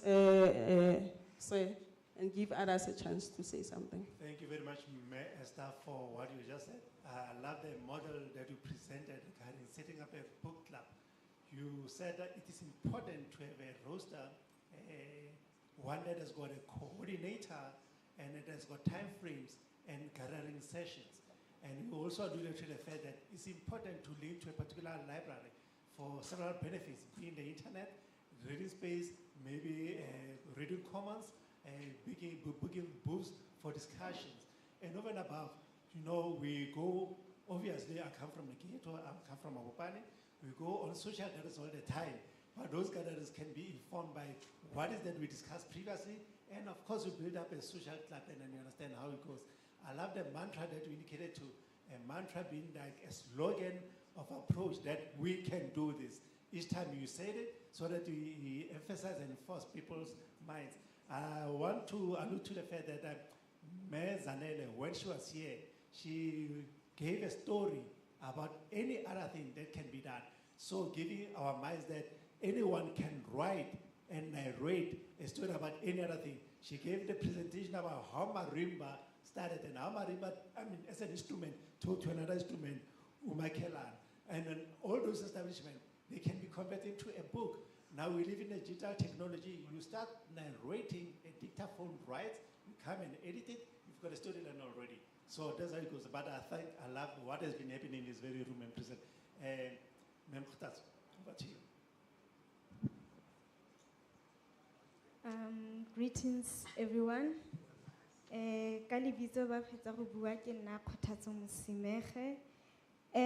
I picked a few from the latter speakers. And before I start, I'd like to identify myself as a polyglot, someone who understands and speaks many languages. And it comes from reading too much.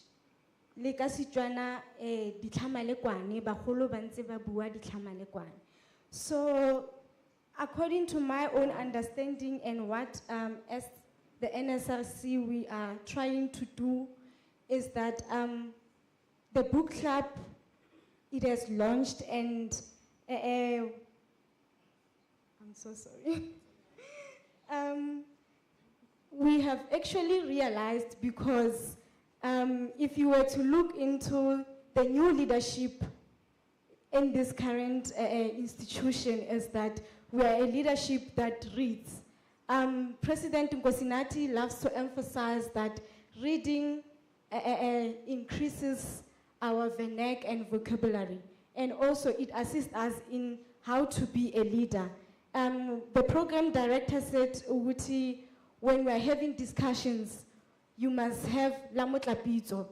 Oska ba hore ha ba go botsisa what is it that you've picked from the discussion, or I am covered. That is what we are trying to teach the community of Unisa, the students of Unisa, that this book club is going to assist us in being versatile about certain topics. It's going to conscientize us that when we are sitting with different people, we must be able to engage in certain and different topics and issues. And also it assists us to come out from our comfort zone. Meaning that if, for an example, someone is engaging about a topic about sports, I must be able to know what is it that they're speaking about. So I think that's my take about the book clubbing, and also how to go about it is that we must read even in our homes. It must not only start here, whereby next year or whenever the next launch is, we come and read. It must be something that we do on a daily basis. And one of the professors said to us that reading should be an entertainment. And I believe that reading is the most cheapest entertainment that one can do to themselves. So imagine also being in a room that doesn't have a book. It's like a body that doesn't have a soul. So us as a Unisa community, we are trying to shy away from that saying that South Africa is not a reading nation. And I'm glad that it has started with this institution of the land. Thank you so much. Thank you very much for that. That's very, very good. And several ways from what you just alluded to. You said we need to read in many African languages rather than international languages. And by so doing, you're building your vocab.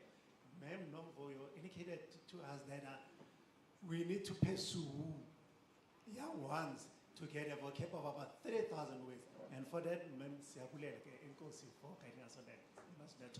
So we are so much encouraged in this very forum that let's keep on reading and establishing book clubs. We said, let us establish book clubs in any other spaces. Just come in the gallery, go like, what did you read? What was it about? And we start chatting about it. Because she also indicated that when we were growing up, actually I think there was a Professor Siphiwo, he said, when we were growing up, the neighbors will watch a story or listen to a story and stand by the fence line and narrate the story to each other. So that's how it goes. I mean, that's very good. So it also builds up a communal environment, and we do understand that I'm going to watch this because I don't want to lag behind in order to contribute to a particular story that will be said in the community. Dr. Shak, over to you. Thank you so much. I'm not sure if I should say Dr. Msak or Prof, because mathematicians, they say 1 + 1 is 2. So in academia, maybe we should say PhD plus PhD is a professorship. So I will start by putting reading into context, because I realized that reading is a mode of transport which transport our minds to certain places, as Prof. Jali mentioned in the opening. When I was young, or when I was younger, I came across the book by O.K. Matsipe, Merogo Iyabioko. So from reading this book, I was able to understand how traditional courts operate. I was able to understand how back then our elders dealt with gender-based violence. Just by reading the book, the book took my mind to Ramatsepe. Ramatsepe is an area at Kasikukune to understand the lifestyle of the community, because more often authors are inspired by their community on what they write. Their imaginations are being shaped by the environment. So it is very important to have continual reading so that we allow our minds to be active. Furthermore, I also came across the book Mind Boy. So from reading Mind Boy, as you can see, they are very old books, but I still kept them because they are very, very important. Through reading Mind Boy, I was able to understand the power dynamics during the apartheid period, and also to live the trauma that our forefathers went through. I was able to understand why some of them, they are still full of anger today. So you'll maybe be surprised when people have anger towards maybe a particular race or particular people, of which we are not promoting. But when you read the book will give you a clear background or history as to why are these people like this.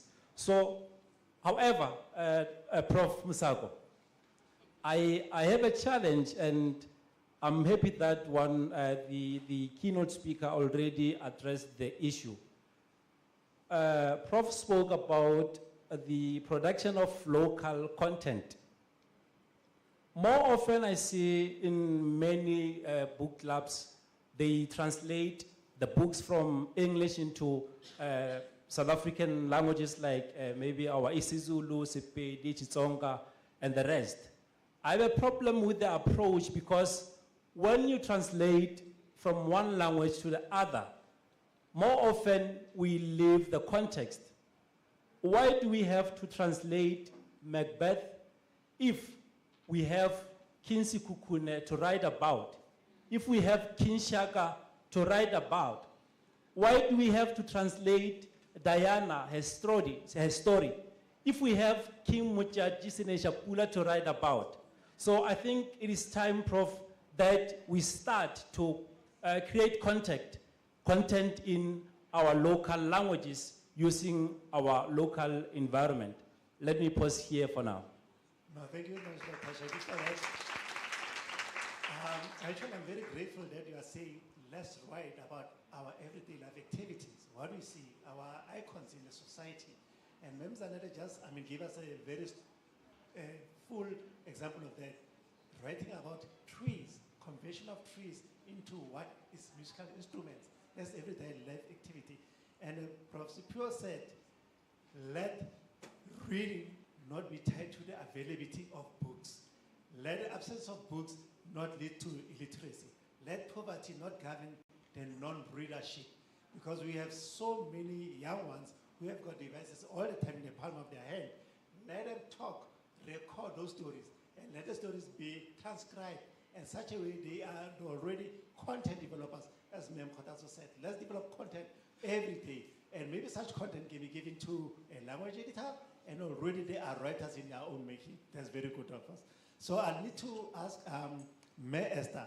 It was said in the floor there here today, and also coming from Mayor Eleanor, that let's not have books tied to a library, and non-absence of books in a library, non-relations of a person to a library lead to someone's being illiterate or not.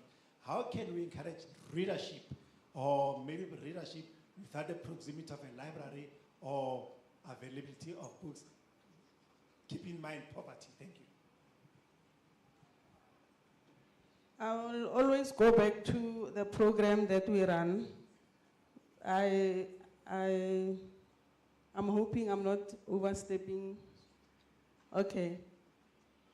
With the program that we're running, we make sure, actually deliberately, that all the activities that are run within these book clubs, they support the work of local authors or local writers.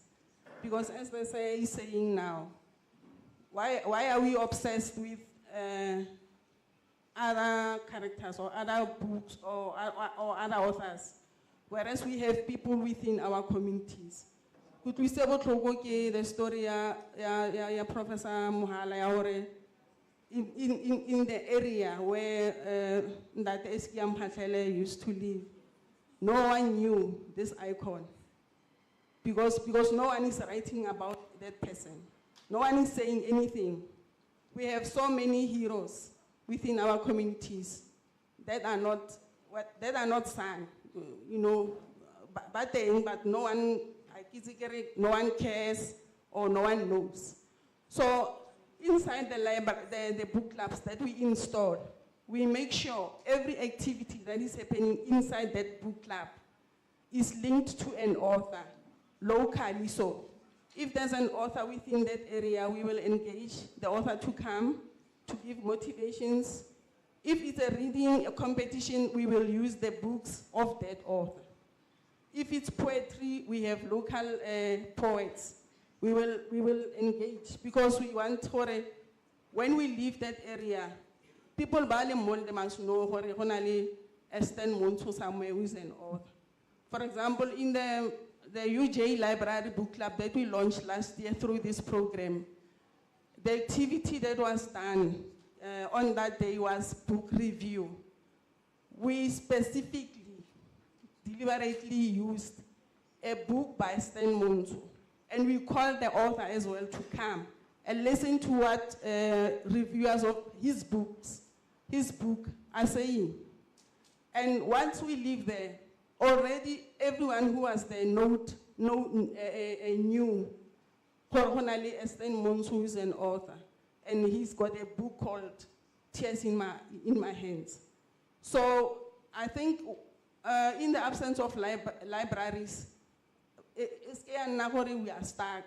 We have authors in our communities. We have writers in our communities. We have poets. We have storytellers.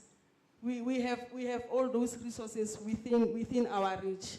So we always encourage, let's engage those people, let's know those people, and we in the process, we make sure that the dominating language in that area is uplifted. For example, when we go to Toyando, every activity that will be done within that book club after it has been launched, it will be in Chivenda.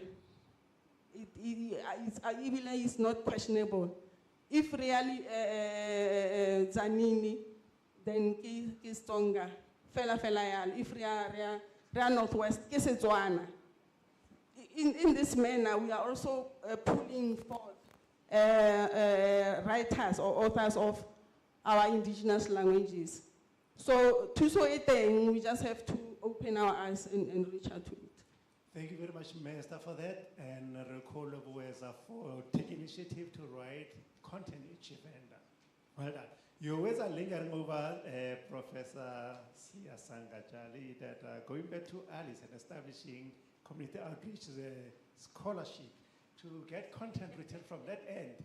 I mean, we may establish a scholarship here, go there, we collect data, we collect information, we produce the books, we give them to the society. Prof? Good. All right, now I just need to go further.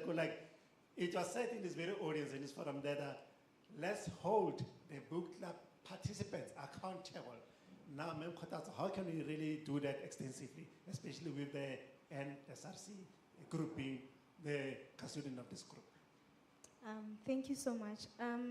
The first thing that I think we should do, and to ensure that how do we hold the book club accountable, is like May just said in her statement, is to have a chairperson, the person who will oversee the process and the procedure of the book club, and is to also have a secretary. It is very much imperative that we have a person who will be writing down the types of topics or the themes of the books that needs to be read in the following launch, and also to also have members that will encourage students or the participants in the book clubs to read books and to come with their own books Because remember, book clubs doesn't necessarily mean that the chairperson is the one who comes with a book we read. Book clubs means exchanging of books in a certain way that we can go out of the context of saying, okay, we're going to read about SK Mphahlele, our black history. And then I come and say, I want us to read about my culture, which is being me, Mutswana. So book clubs also, having those chairpersons, I mean, people that will be there so that we can hold accountable. It also assists us in also being able to know about certain cultures and expanding in our reading. And the other thing that Prof. Siphiwo said is that I would like to add on the question that you asked me, Esther, in the absence of the library, is that we have social media. We are living in the 4IR, the fourth industrial revolution. So we can use that to our advantage. We have e-book. You can read your books online. You don't have to go to the library physically. So for some of us whom we cannot access the library, but I come from a village that we have a library, Kubukonimbu Pirima. So that's where I got to read and understand that reading also unlocks a lot of skills, not only writing, but also speaking, comprehending certain ideas and topics. Thank you so much. Thank you very much, Ma'am Khatazo. I think you are alluding to the fact that we do have theories, and I am going to be a victim of my own ways. We have theories who says children learn through play, and then Page has said we have 4 developmental stages of a child. If you don't introduce a child to reading, scribbling, or drawing, they remain dormant. So maybe we may have philosophers and theorists in this video house. Nombolo, you are actually encouraged to do that. I heard you talking, and I love the way you talk. So the way you spoke, to the audience, we need to encourage people to read and have a readership. Now I'm going to come back to you, Nadeshaku, Prof. and Dr. Shaku. We are actually speaking directly to Professor Mwebe, being in a library and you being in a linguistics department. We need to have a reading hour, and that reading hour can be the fact that we just introduce and establish. The reading hour will become popular. I come from UP, we used to have a concert hour. Every Thursday it was a concert hour, and we'll get to the auditorium for that. So let reading hours be established. How can you do that at UP, at Unisa? Okay, thank you so much for the question.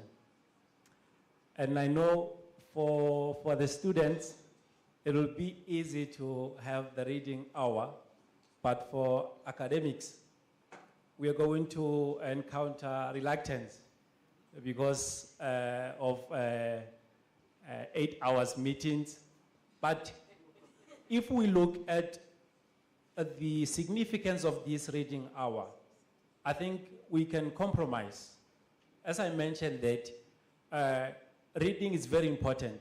So we can create the reading hour and use it as maybe a therapeutic hour for us as lecturers to get away of reading articles.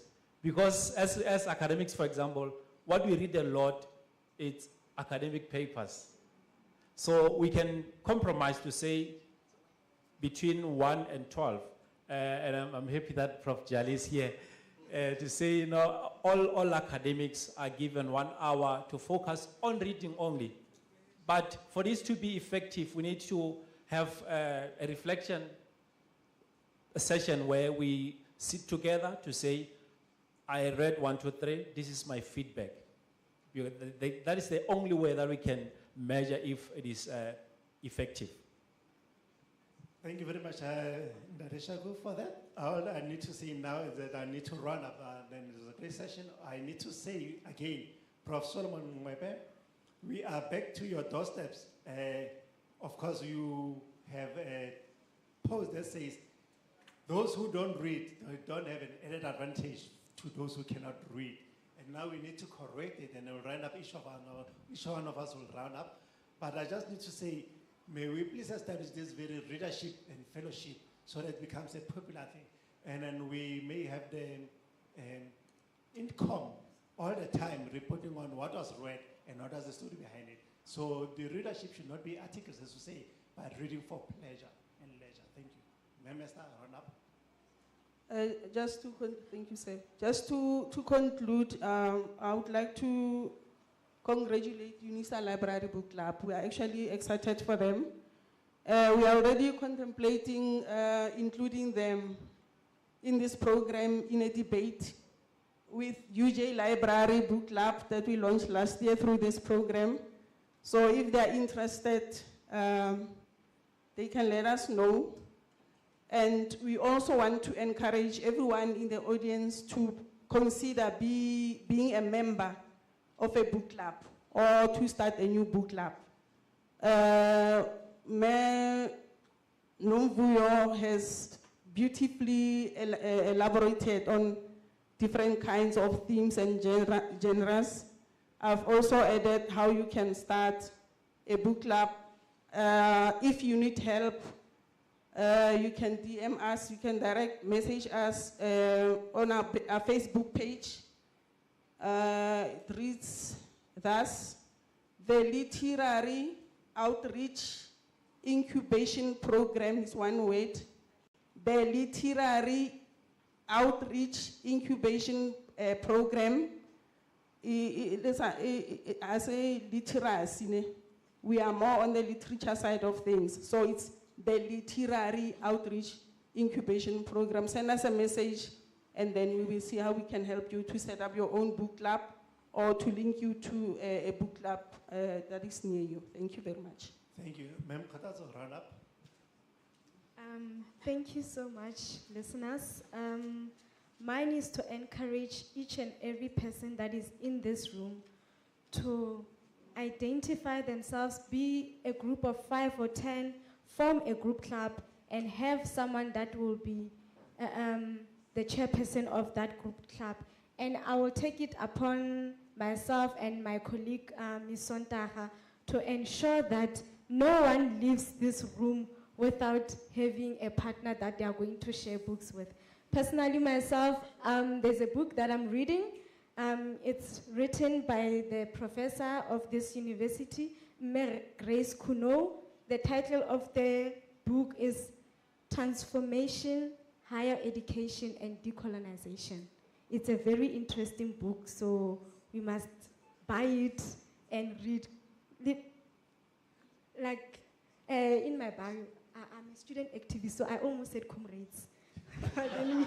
Sure, comrade, sure, comrade. Pardon me. So let us be a community that reads. And this book club is going to also be in the catalytic of the university. I mean, the intellectual catalytics that our VC loves to preach about and emphasize, that as the students, we must know them and we must ensure that we participate in them. Thank you so much. Okay, thanks for reflecting to the niche catalytic niche areas. And Shako, go ahead. Thank you. In closing, I'm happy that we have students in this venue today. Please note that the culture of reading directly links with your academic performance. The more you read is the more you develop critical thinking skills. Then when you come across questions, you will be able to analyze those questions accordingly. One thing that I also want to make as a call, Prof, is that we need to go open access in terms of the publication of books. I know that most of the authors, they write to make some money, but sometimes we need to grow the society first to make sure that we establish a well-learned society. Then afterwards, then we can go for commission. Because if the books are for sale and people are not affording, so the issue of accessibility, then we are putting it under the table. Thank you. Thank you very much, Dr. Shaku, for that. I also reflect to the ED that I'm connected to. He usually says, how do you light a candle and put it under the table so that people don't read?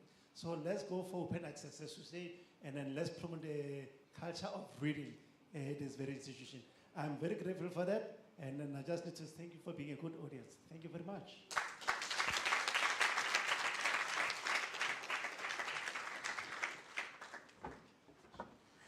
Thank you very much, colleagues. Thank you, Dr. Musako, for facilitating the panel discussion. Now, I've just checked our time. We are really, really behind.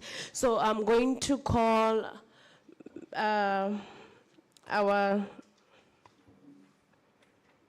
artist, Ms. Nomvuyo Ndlovu. Sis Nomvuyo. I said it in the beginning, thou shalt not judge. Thank you for the correction. Sorry. Sizanele Ndlovu, I'm sorry, ne? All right. Ne, yeah. Yeah, Jambies. All right.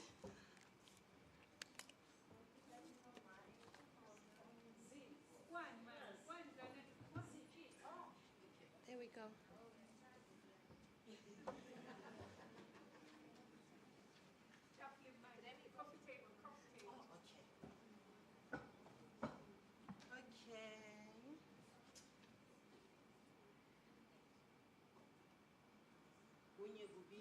Kunye kubili. Usually bathi 1 2 1 2, so ngisha ngesizulu.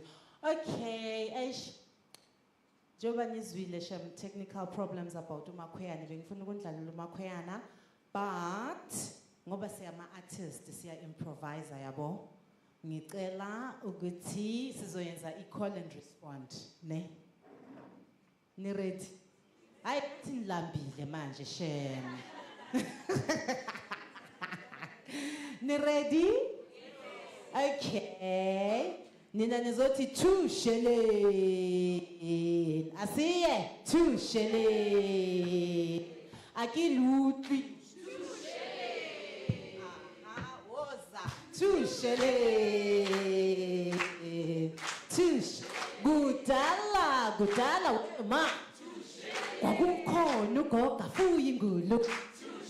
Koko athi ngulube ngene wokwe. Ingulube ithi goga ngifona. Ugogo athi woza wenduku. Wenduku khawushaya ingulube. Ingulube izongene wokwe. Induku ithi goga ngifona. Ugogo athi woza wemlilo. Wemlilo khawushisa lenduku. Induku izoshaya ingulube. Ingulube izongena wokwe. Umlilo othe goga ngefoni. Ugogo athi woza wemanzi. Wemanzi khawucishe lo mlilo. Umlilo uzoshisa lenduku. Induku izoshaya ingulube. Ingulube izongena wokwe. Amanzi athi goga ngifuni yo. Ugogo athi woza wenkomo. Wenkomo khawuphuze lamanzi. Amanzi azocishe lo mlilo. Umlilo uzoshisa lenduku. Induku izoshaya ingulube. Ingulube izongena wokwe. Inkomo ithi muwa ngifuni. Ugogo athi woza wentambo. Wentambo khawubophe le nkomo. Inkomo izophuza la amanzi. Amanzi azocisha lo mlilo. Umlilo uzo.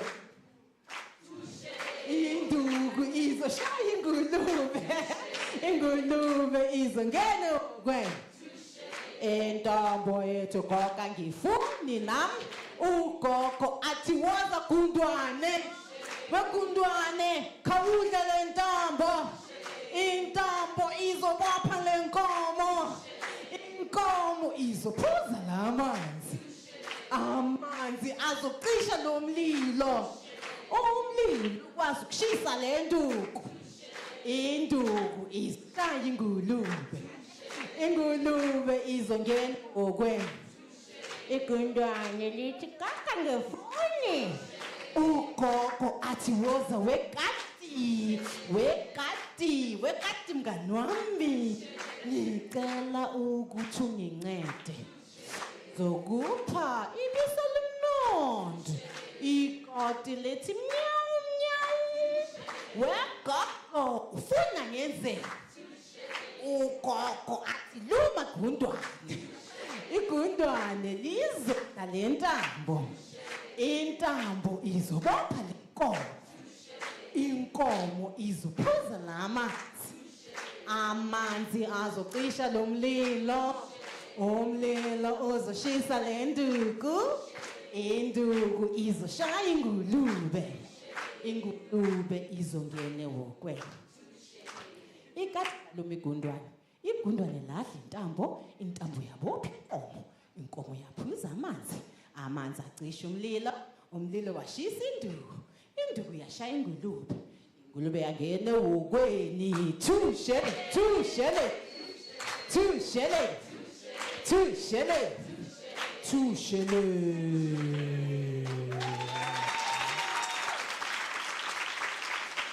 Okay, re tlo etsa ya Sesotho. Le batla ya Sesotho? Ore nako ha isale. MC? No, it won't be a short one because Leona ke ya nkgono le kolobe. Yeah, grandmother and the pig. So thushele.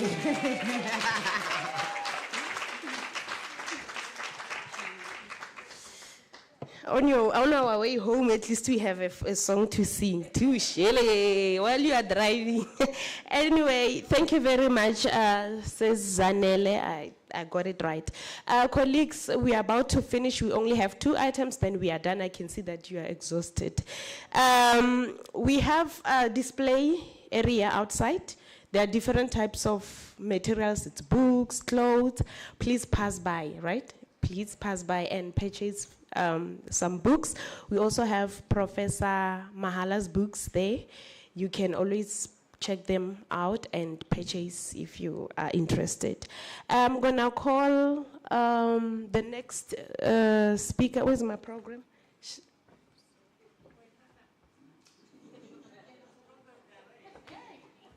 Zia Khan. All right. Live reading by Miss Siphiwo Mahala from Nalibali.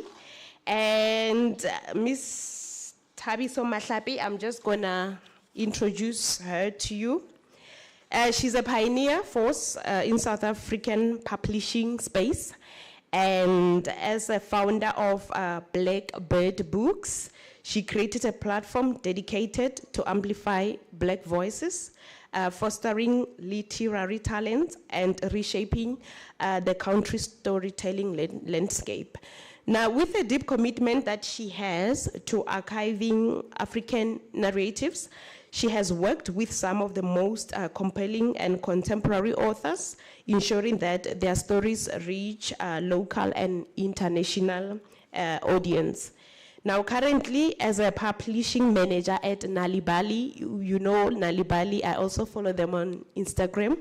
And Siphiwo continues her mission of promoting literacy, particularly among children, and by developing accessible, also engaging African literature.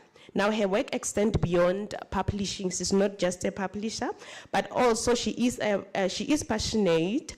A passionate advocate for reading culture, mentorship, and creating spaces for bigger voices to thrive, right?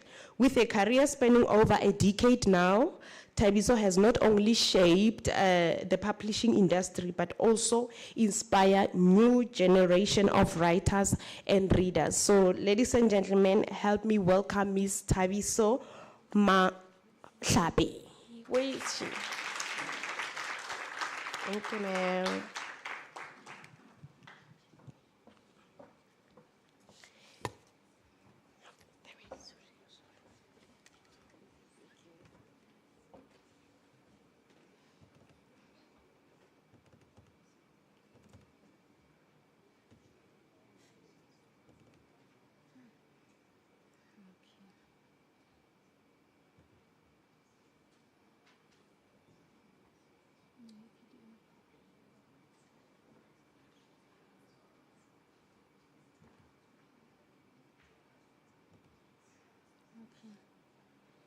Ka ba ka opela.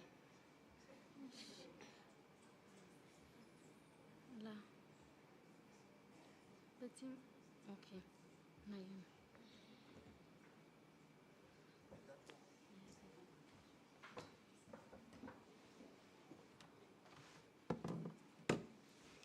Thobela. Le kae? Ra leboga. Nna ke tswa ke le Nalibali. I was actually hoping gore ba tlo ndlalela Nalibali, oh Nalibali.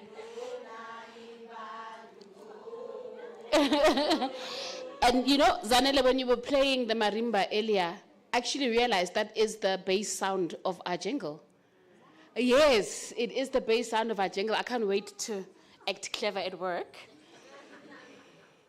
So at Nalibali, we have our biggest campaign in any year is the Read Aloud, World Read Aloud Day, where we have activations across the country.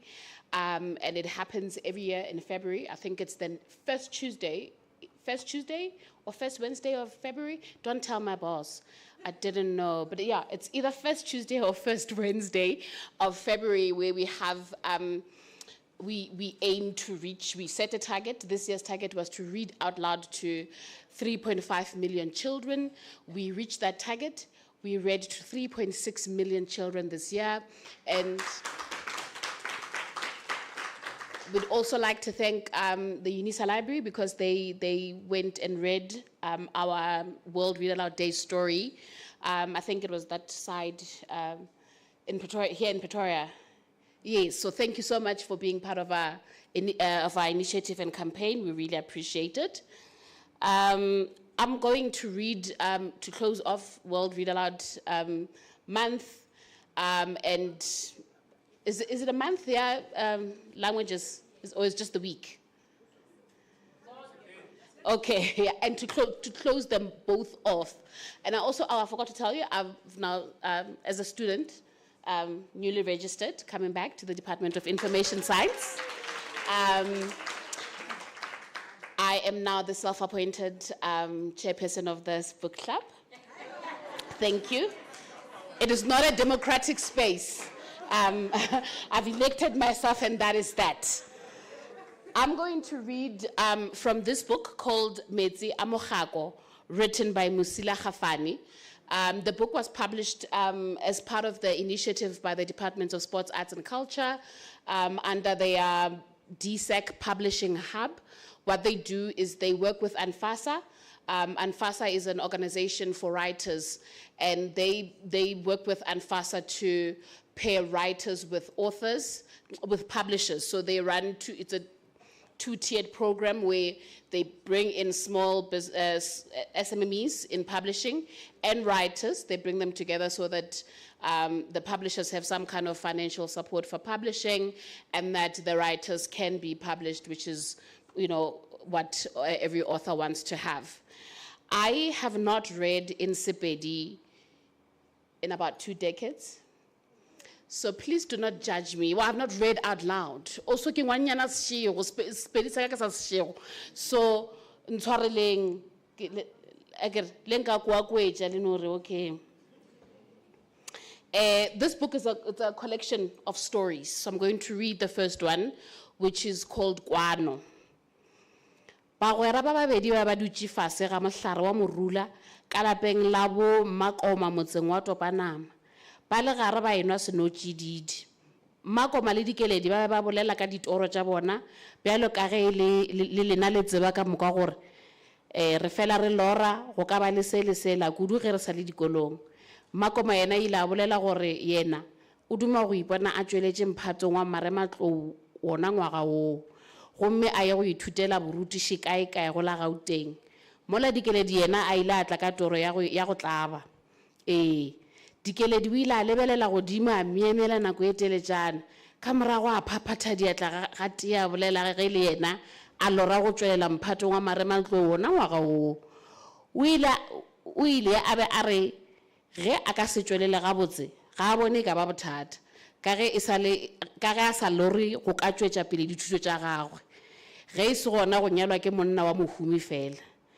a ba mmolela ka leina o boletše ka ena Mokiri ke ra yena morwa Magoboya go tšwa gona mo motseng wa Topanama Mokiri yo o boletšwe ka ena bana bešo e reng ke la anegele gore e be ile motho wa mojang e be le lesogana le ka bago le mola mengwageng e ka bago 30 gomme go mo lebeletše fela o ka tloga o bona gore o ja go jega o apara go aparega o namela go namalega ka ge ka nnete sefatanaga sa gagwe e be le sa maemo a godimo ge ile ngwako a o agilego ka ga gabo gona ke kgopela le ntumelele ke se ka bolela ka ona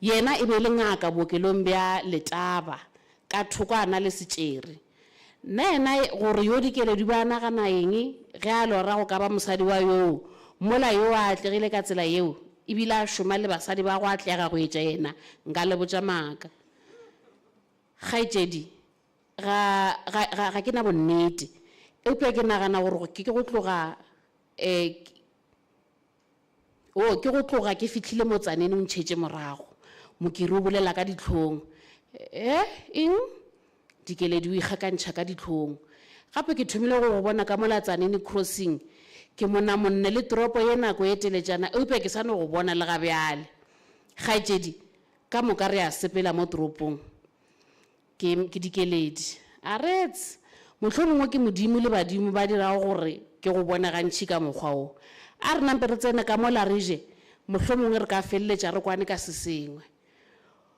o le ka go ntaletša for a date dikeledi wa miemela ke kgopela o se ntshwabišehle re ka ya ka gore ke mo wa ntlhokofatša ge bobedi bjo bo tla šala bo boledišana go ya le ka ge le ikwetše be ba le lebenkeleng tsoko ka moagong wa mabenkele wa go bitšwa Tsanin Mall Mokiri o be a ile ge a fologa sefatanaga sa gagwe go tšwa go fihla mo toropong ya Tsanin a bona le kgarebetseko le ile go la utswa mahlo a gage go tloga ka dipopo moaparo go fihla ka mosepelo bešo le kgarebe leo le be le sepela ka mokgwa ola go sepelago bommase botsana ba lefelago le ba bona ka televišeneng ba go tloga ba bogega o ile a re o le ka go bula molomo Mokiri ge le feta kgauso ga re le ka go bula molomo Mokiri ge le feta kgauso ga gagwe gomme a bethwa ke letswalo a o tswalela a lebelela thoko le nna ga ke mosole ga ile a kgatlhega yo a sa dumo go ipona e le motho wa lekgarabe le ntumeleleng ke re ge a sa longwa ke wa tshadi mmutla gona ka yena go padile padipadi ke tlo ile sa mo ba gešo ka gore ke holofela gore re tlo ibala as book club ke ra rena batho ba book club re tla re ibala ka book clubong the previous speakers who were here for the debate spoke about a reading hour. And I just want to reiterate that it is very important, that thing. And it's unfortunate that the program but one of our core programs is reading clubs. So we start children off very young. From ECD level, we have reading clubs. And this reinforces and creates friendships and creates memories and attaches those things to reading. And I only went this route because I had a business publishing for adults, and that's when I knew, so that is why, and our work at Nalibali is to try and fix the huge problem we have in our country, reading. And it's not just access to books and literacy levels, it's really the lack of a reading culture. If we do not cultivate it, we're not going to get anywhere. Because yes, we can say poverty, but the same people who drink champagne, they can't buy books, really. So we do that, and it's called, so we also have within our programs, a program called the DEAR program. DEAR is an acronym. It means drop everything and read. We do it in the schools, the teachers know it, we indoctrinate the teachers, and they know what, Rebeta 11 or Rebeta 12, you drop everything you're doing, you go and read. And I hope that's a culture that you guys can adopt. We can actually that we can adopt as a university. And really, you know, this is a pioneering move. We are book club. Congratulations, Professor Ngwepe. We look forward to running it. All right.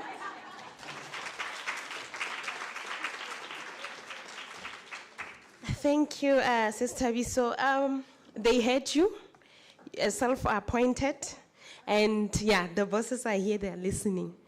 Yeah, we are almost done. I'm just gonna call Miss Khutazo Musimere to come back again and tell us about the activities after this book launch, where to. She's standing on behalf of the SRC President, Mr. Nkosinathi Mabilane.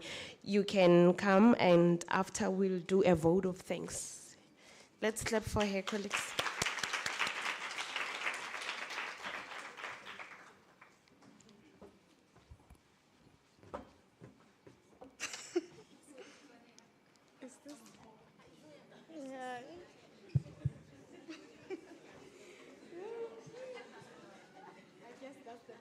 Being God's favorite child. I'm not going to say much. I'm here on behalf of President Nkosinathi Mabilane, whom is my colleague and who loves abusing his colleagues very much. Mine is to say a few announcements. The first announcement is that we at the NSRC and SRC, we are fully behind this project or program of a book club. And we really hope that the community of Unisa, being students and academics, will really participate in this book club. We don't stop here. It's going to be a continuous project. And the second book club launch will be at Polokwane on the 19th of March. 2025. So Polokwane must be ready for us. We'll be there. We hope that they will be engaging as you guys have been. The next one will be at Durban on 16 June, whereby we'll be celebrating the Youth Day. So it's going to be such a joyful day on that day. The other book club launch will be around September. The date is not yet confirmed. Me and my team will have to sit down and confirm the date. And even the venue is not yet confirmed, but we are considering Cape Town or East London. I think that's all from me. Thank you so much. Thank you, Ms. Khutazo. To our students, if you want to know more, or register, I don't know, she didn't touch that part, but you can always go to her. You saw her, right? You saw her. I'm just saying, yes, you can always consult her and she will give you more details. Now, our last, the last part of our program is a vote of thanks by Ms. Khamezi Molawa. May she please come and give us vote of thanks. She's our director in the information resource and distribution in the library. Thank you so much. Thank you. Good afternoon, ladies and gentlemen. This day, I don't know, it has taken me so much back. And before I do what I'm called here to do, I would like to say to the team, sustain this. So many book clubs but they go nowhere. The excitement ends here. Just a little bit to share with you, there was a year where the Minister of Basic Education invited librarians and everybody because she had a target of having 10,000 new readers that year. It was among other objectives to try and deal with illiteracy and the culture of reading in our country. And the minister called everybody and we were there excited. The way we committed And we were going to households looking for the new readers. And we were finding families without a book at all. The only book in that house being a Bible. And they don't have books. But the very people who were saying we don't have, books are expensive, they cannot buy, because at that time we have to introduce them to libraries. They were saying these books are expensive. But you see the child coming with a phone worth more than 20,000. Smartphone, the book is expensive. So that year, the way we committed and going to rural libraries, trying to support through our library association, sending our colleagues there to say, go and assist, volunteer during the weekends to assist. And when they arrive, assistive devices given to rural libraries, beautiful, expensive, but the poor librarian doesn't know how to use it to try and assist people who are differently abled. So, you know, things like those. And that year, because I was also committed, in my own family, I said, these nephews and nieces are going to receive books from me. So the gifts were there, but the books were the first gift. And they were bored, looking like, is this all? A book. They were so bored. Because our slogan that year was, make reading cool. So I was saying to them, I'm making reading cool. And they were given books because the family meeting, the next family meeting was going to be in a month's time. I said, we will be sharing. So you see, it was in a family, but they got books and they were going to be sharing what they have read about. But then, that was so intentional. But now, where did it all end? And we had to network with all these book clubs around because the minister wanted 10,000 new readers. And the book clubs, we had to produce evidence. So if we could have sustained that more than 10 years ago, where would we be? How many readers would we be having? A lot. So we would have really impacted the reading culture and our illiteracy, illiteracy level, illiteracy levels could have improved. So as I'm standing here to do the vote of thanks, before we forget the people we always forget, may you help me thank the people who organized this event.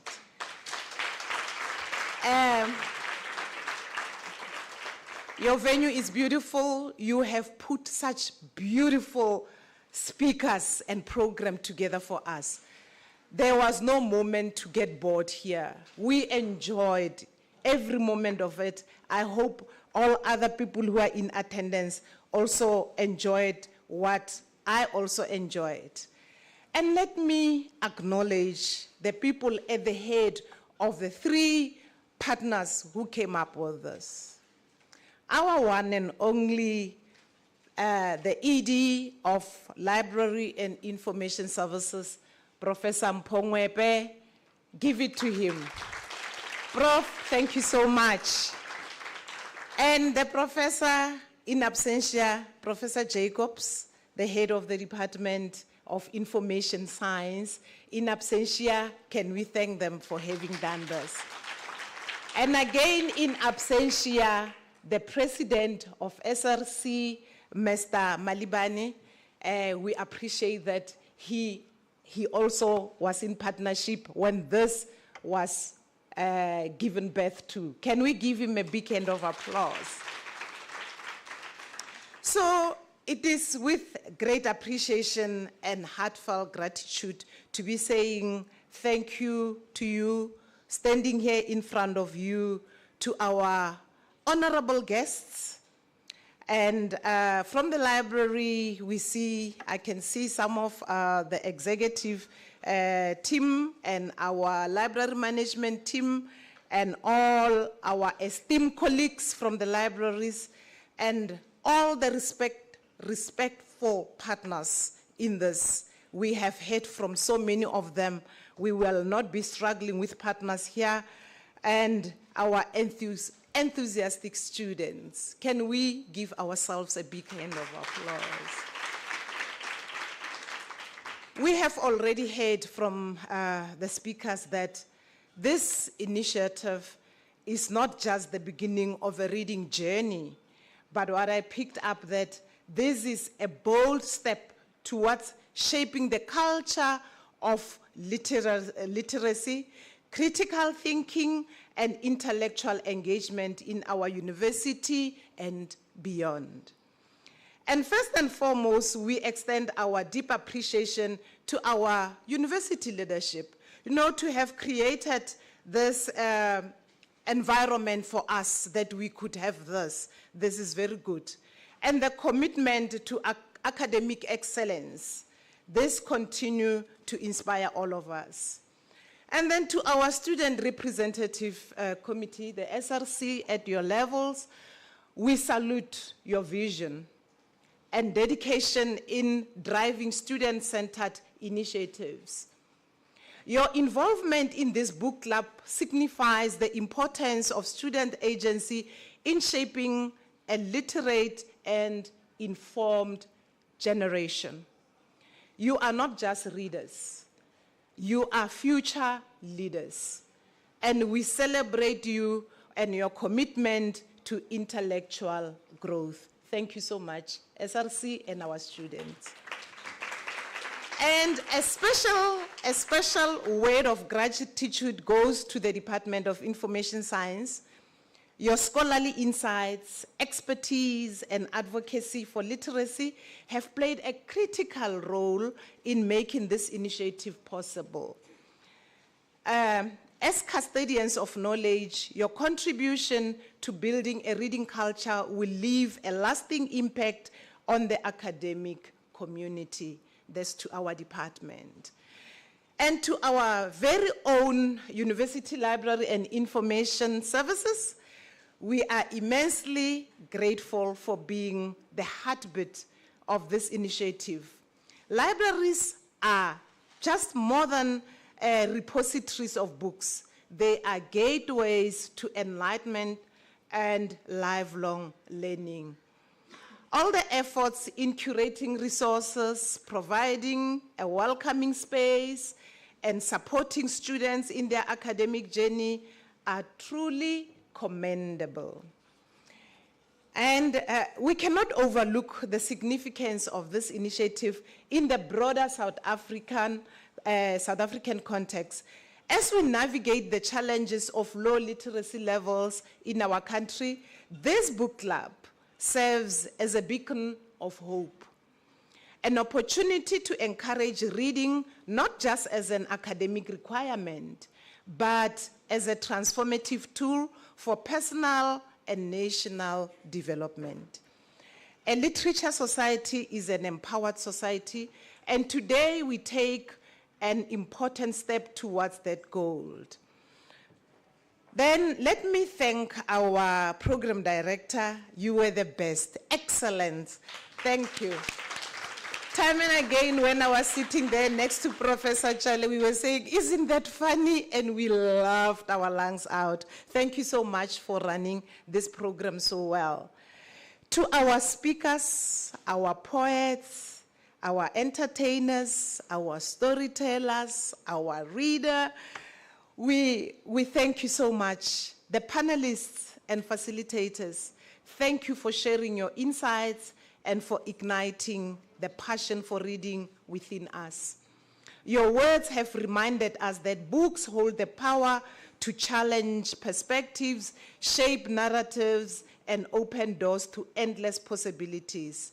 Finally, to each and every one of us in attendance today, thank you for your presence, enthusiasm, and commitment to being part of this exciting journey. A book club is only as strong as its members, remember that. And your engagement will determine its success. Let us not only read, but also discuss, reflect, and take action based on what we learned. As we turn this new page together, let us remember the words of Nelson Mandela. Education is the most powerful weapon which you can use to change the world.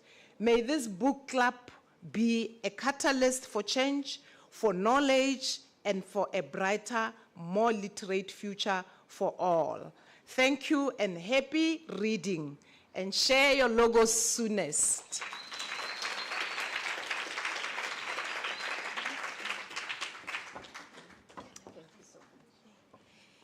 Thank you very much, Ms. Hamet. We appreciate. We are done for the day. Hey.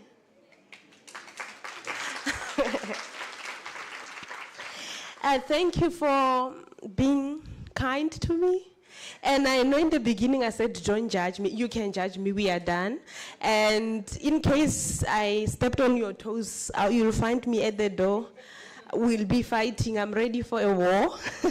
So I'm just joking. Yes, thank you very much for your attention, for your presence to our students. Let it not be the last one. Ne? Let it not be the last one the last event to attend. You are always welcome. This is your university. You are our asset. Asset ya Unisa. So yes, to the media team, thank you, colleagues. We see you, we appreciate you. I can see myself, the glow is on another level. Thank you for the cameras. And for the organizers as well, thank you, Sis Itu and the team. I see you at the back. Mostly they're wearing black. Thank you very much for doing a great job. Marita, thank you.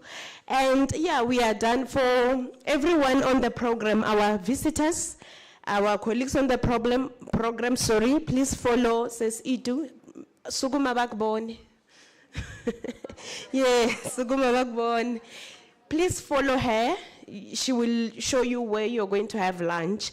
And for our important students, on your right-hand side, you'll find something specially made for you because you chose to be here. And Prof. Webe, thank you very much. And I would also like you to come in front to give our speakers a token of appreciation. And Miss Kate, please come in front. And Miss Zanele, please come in front. And Miss Tabiso, you can come and grab something as Prof will hand over. And we are done. I don't know if the DJ wants to make us, but we are done. Thank you very much, colleagues.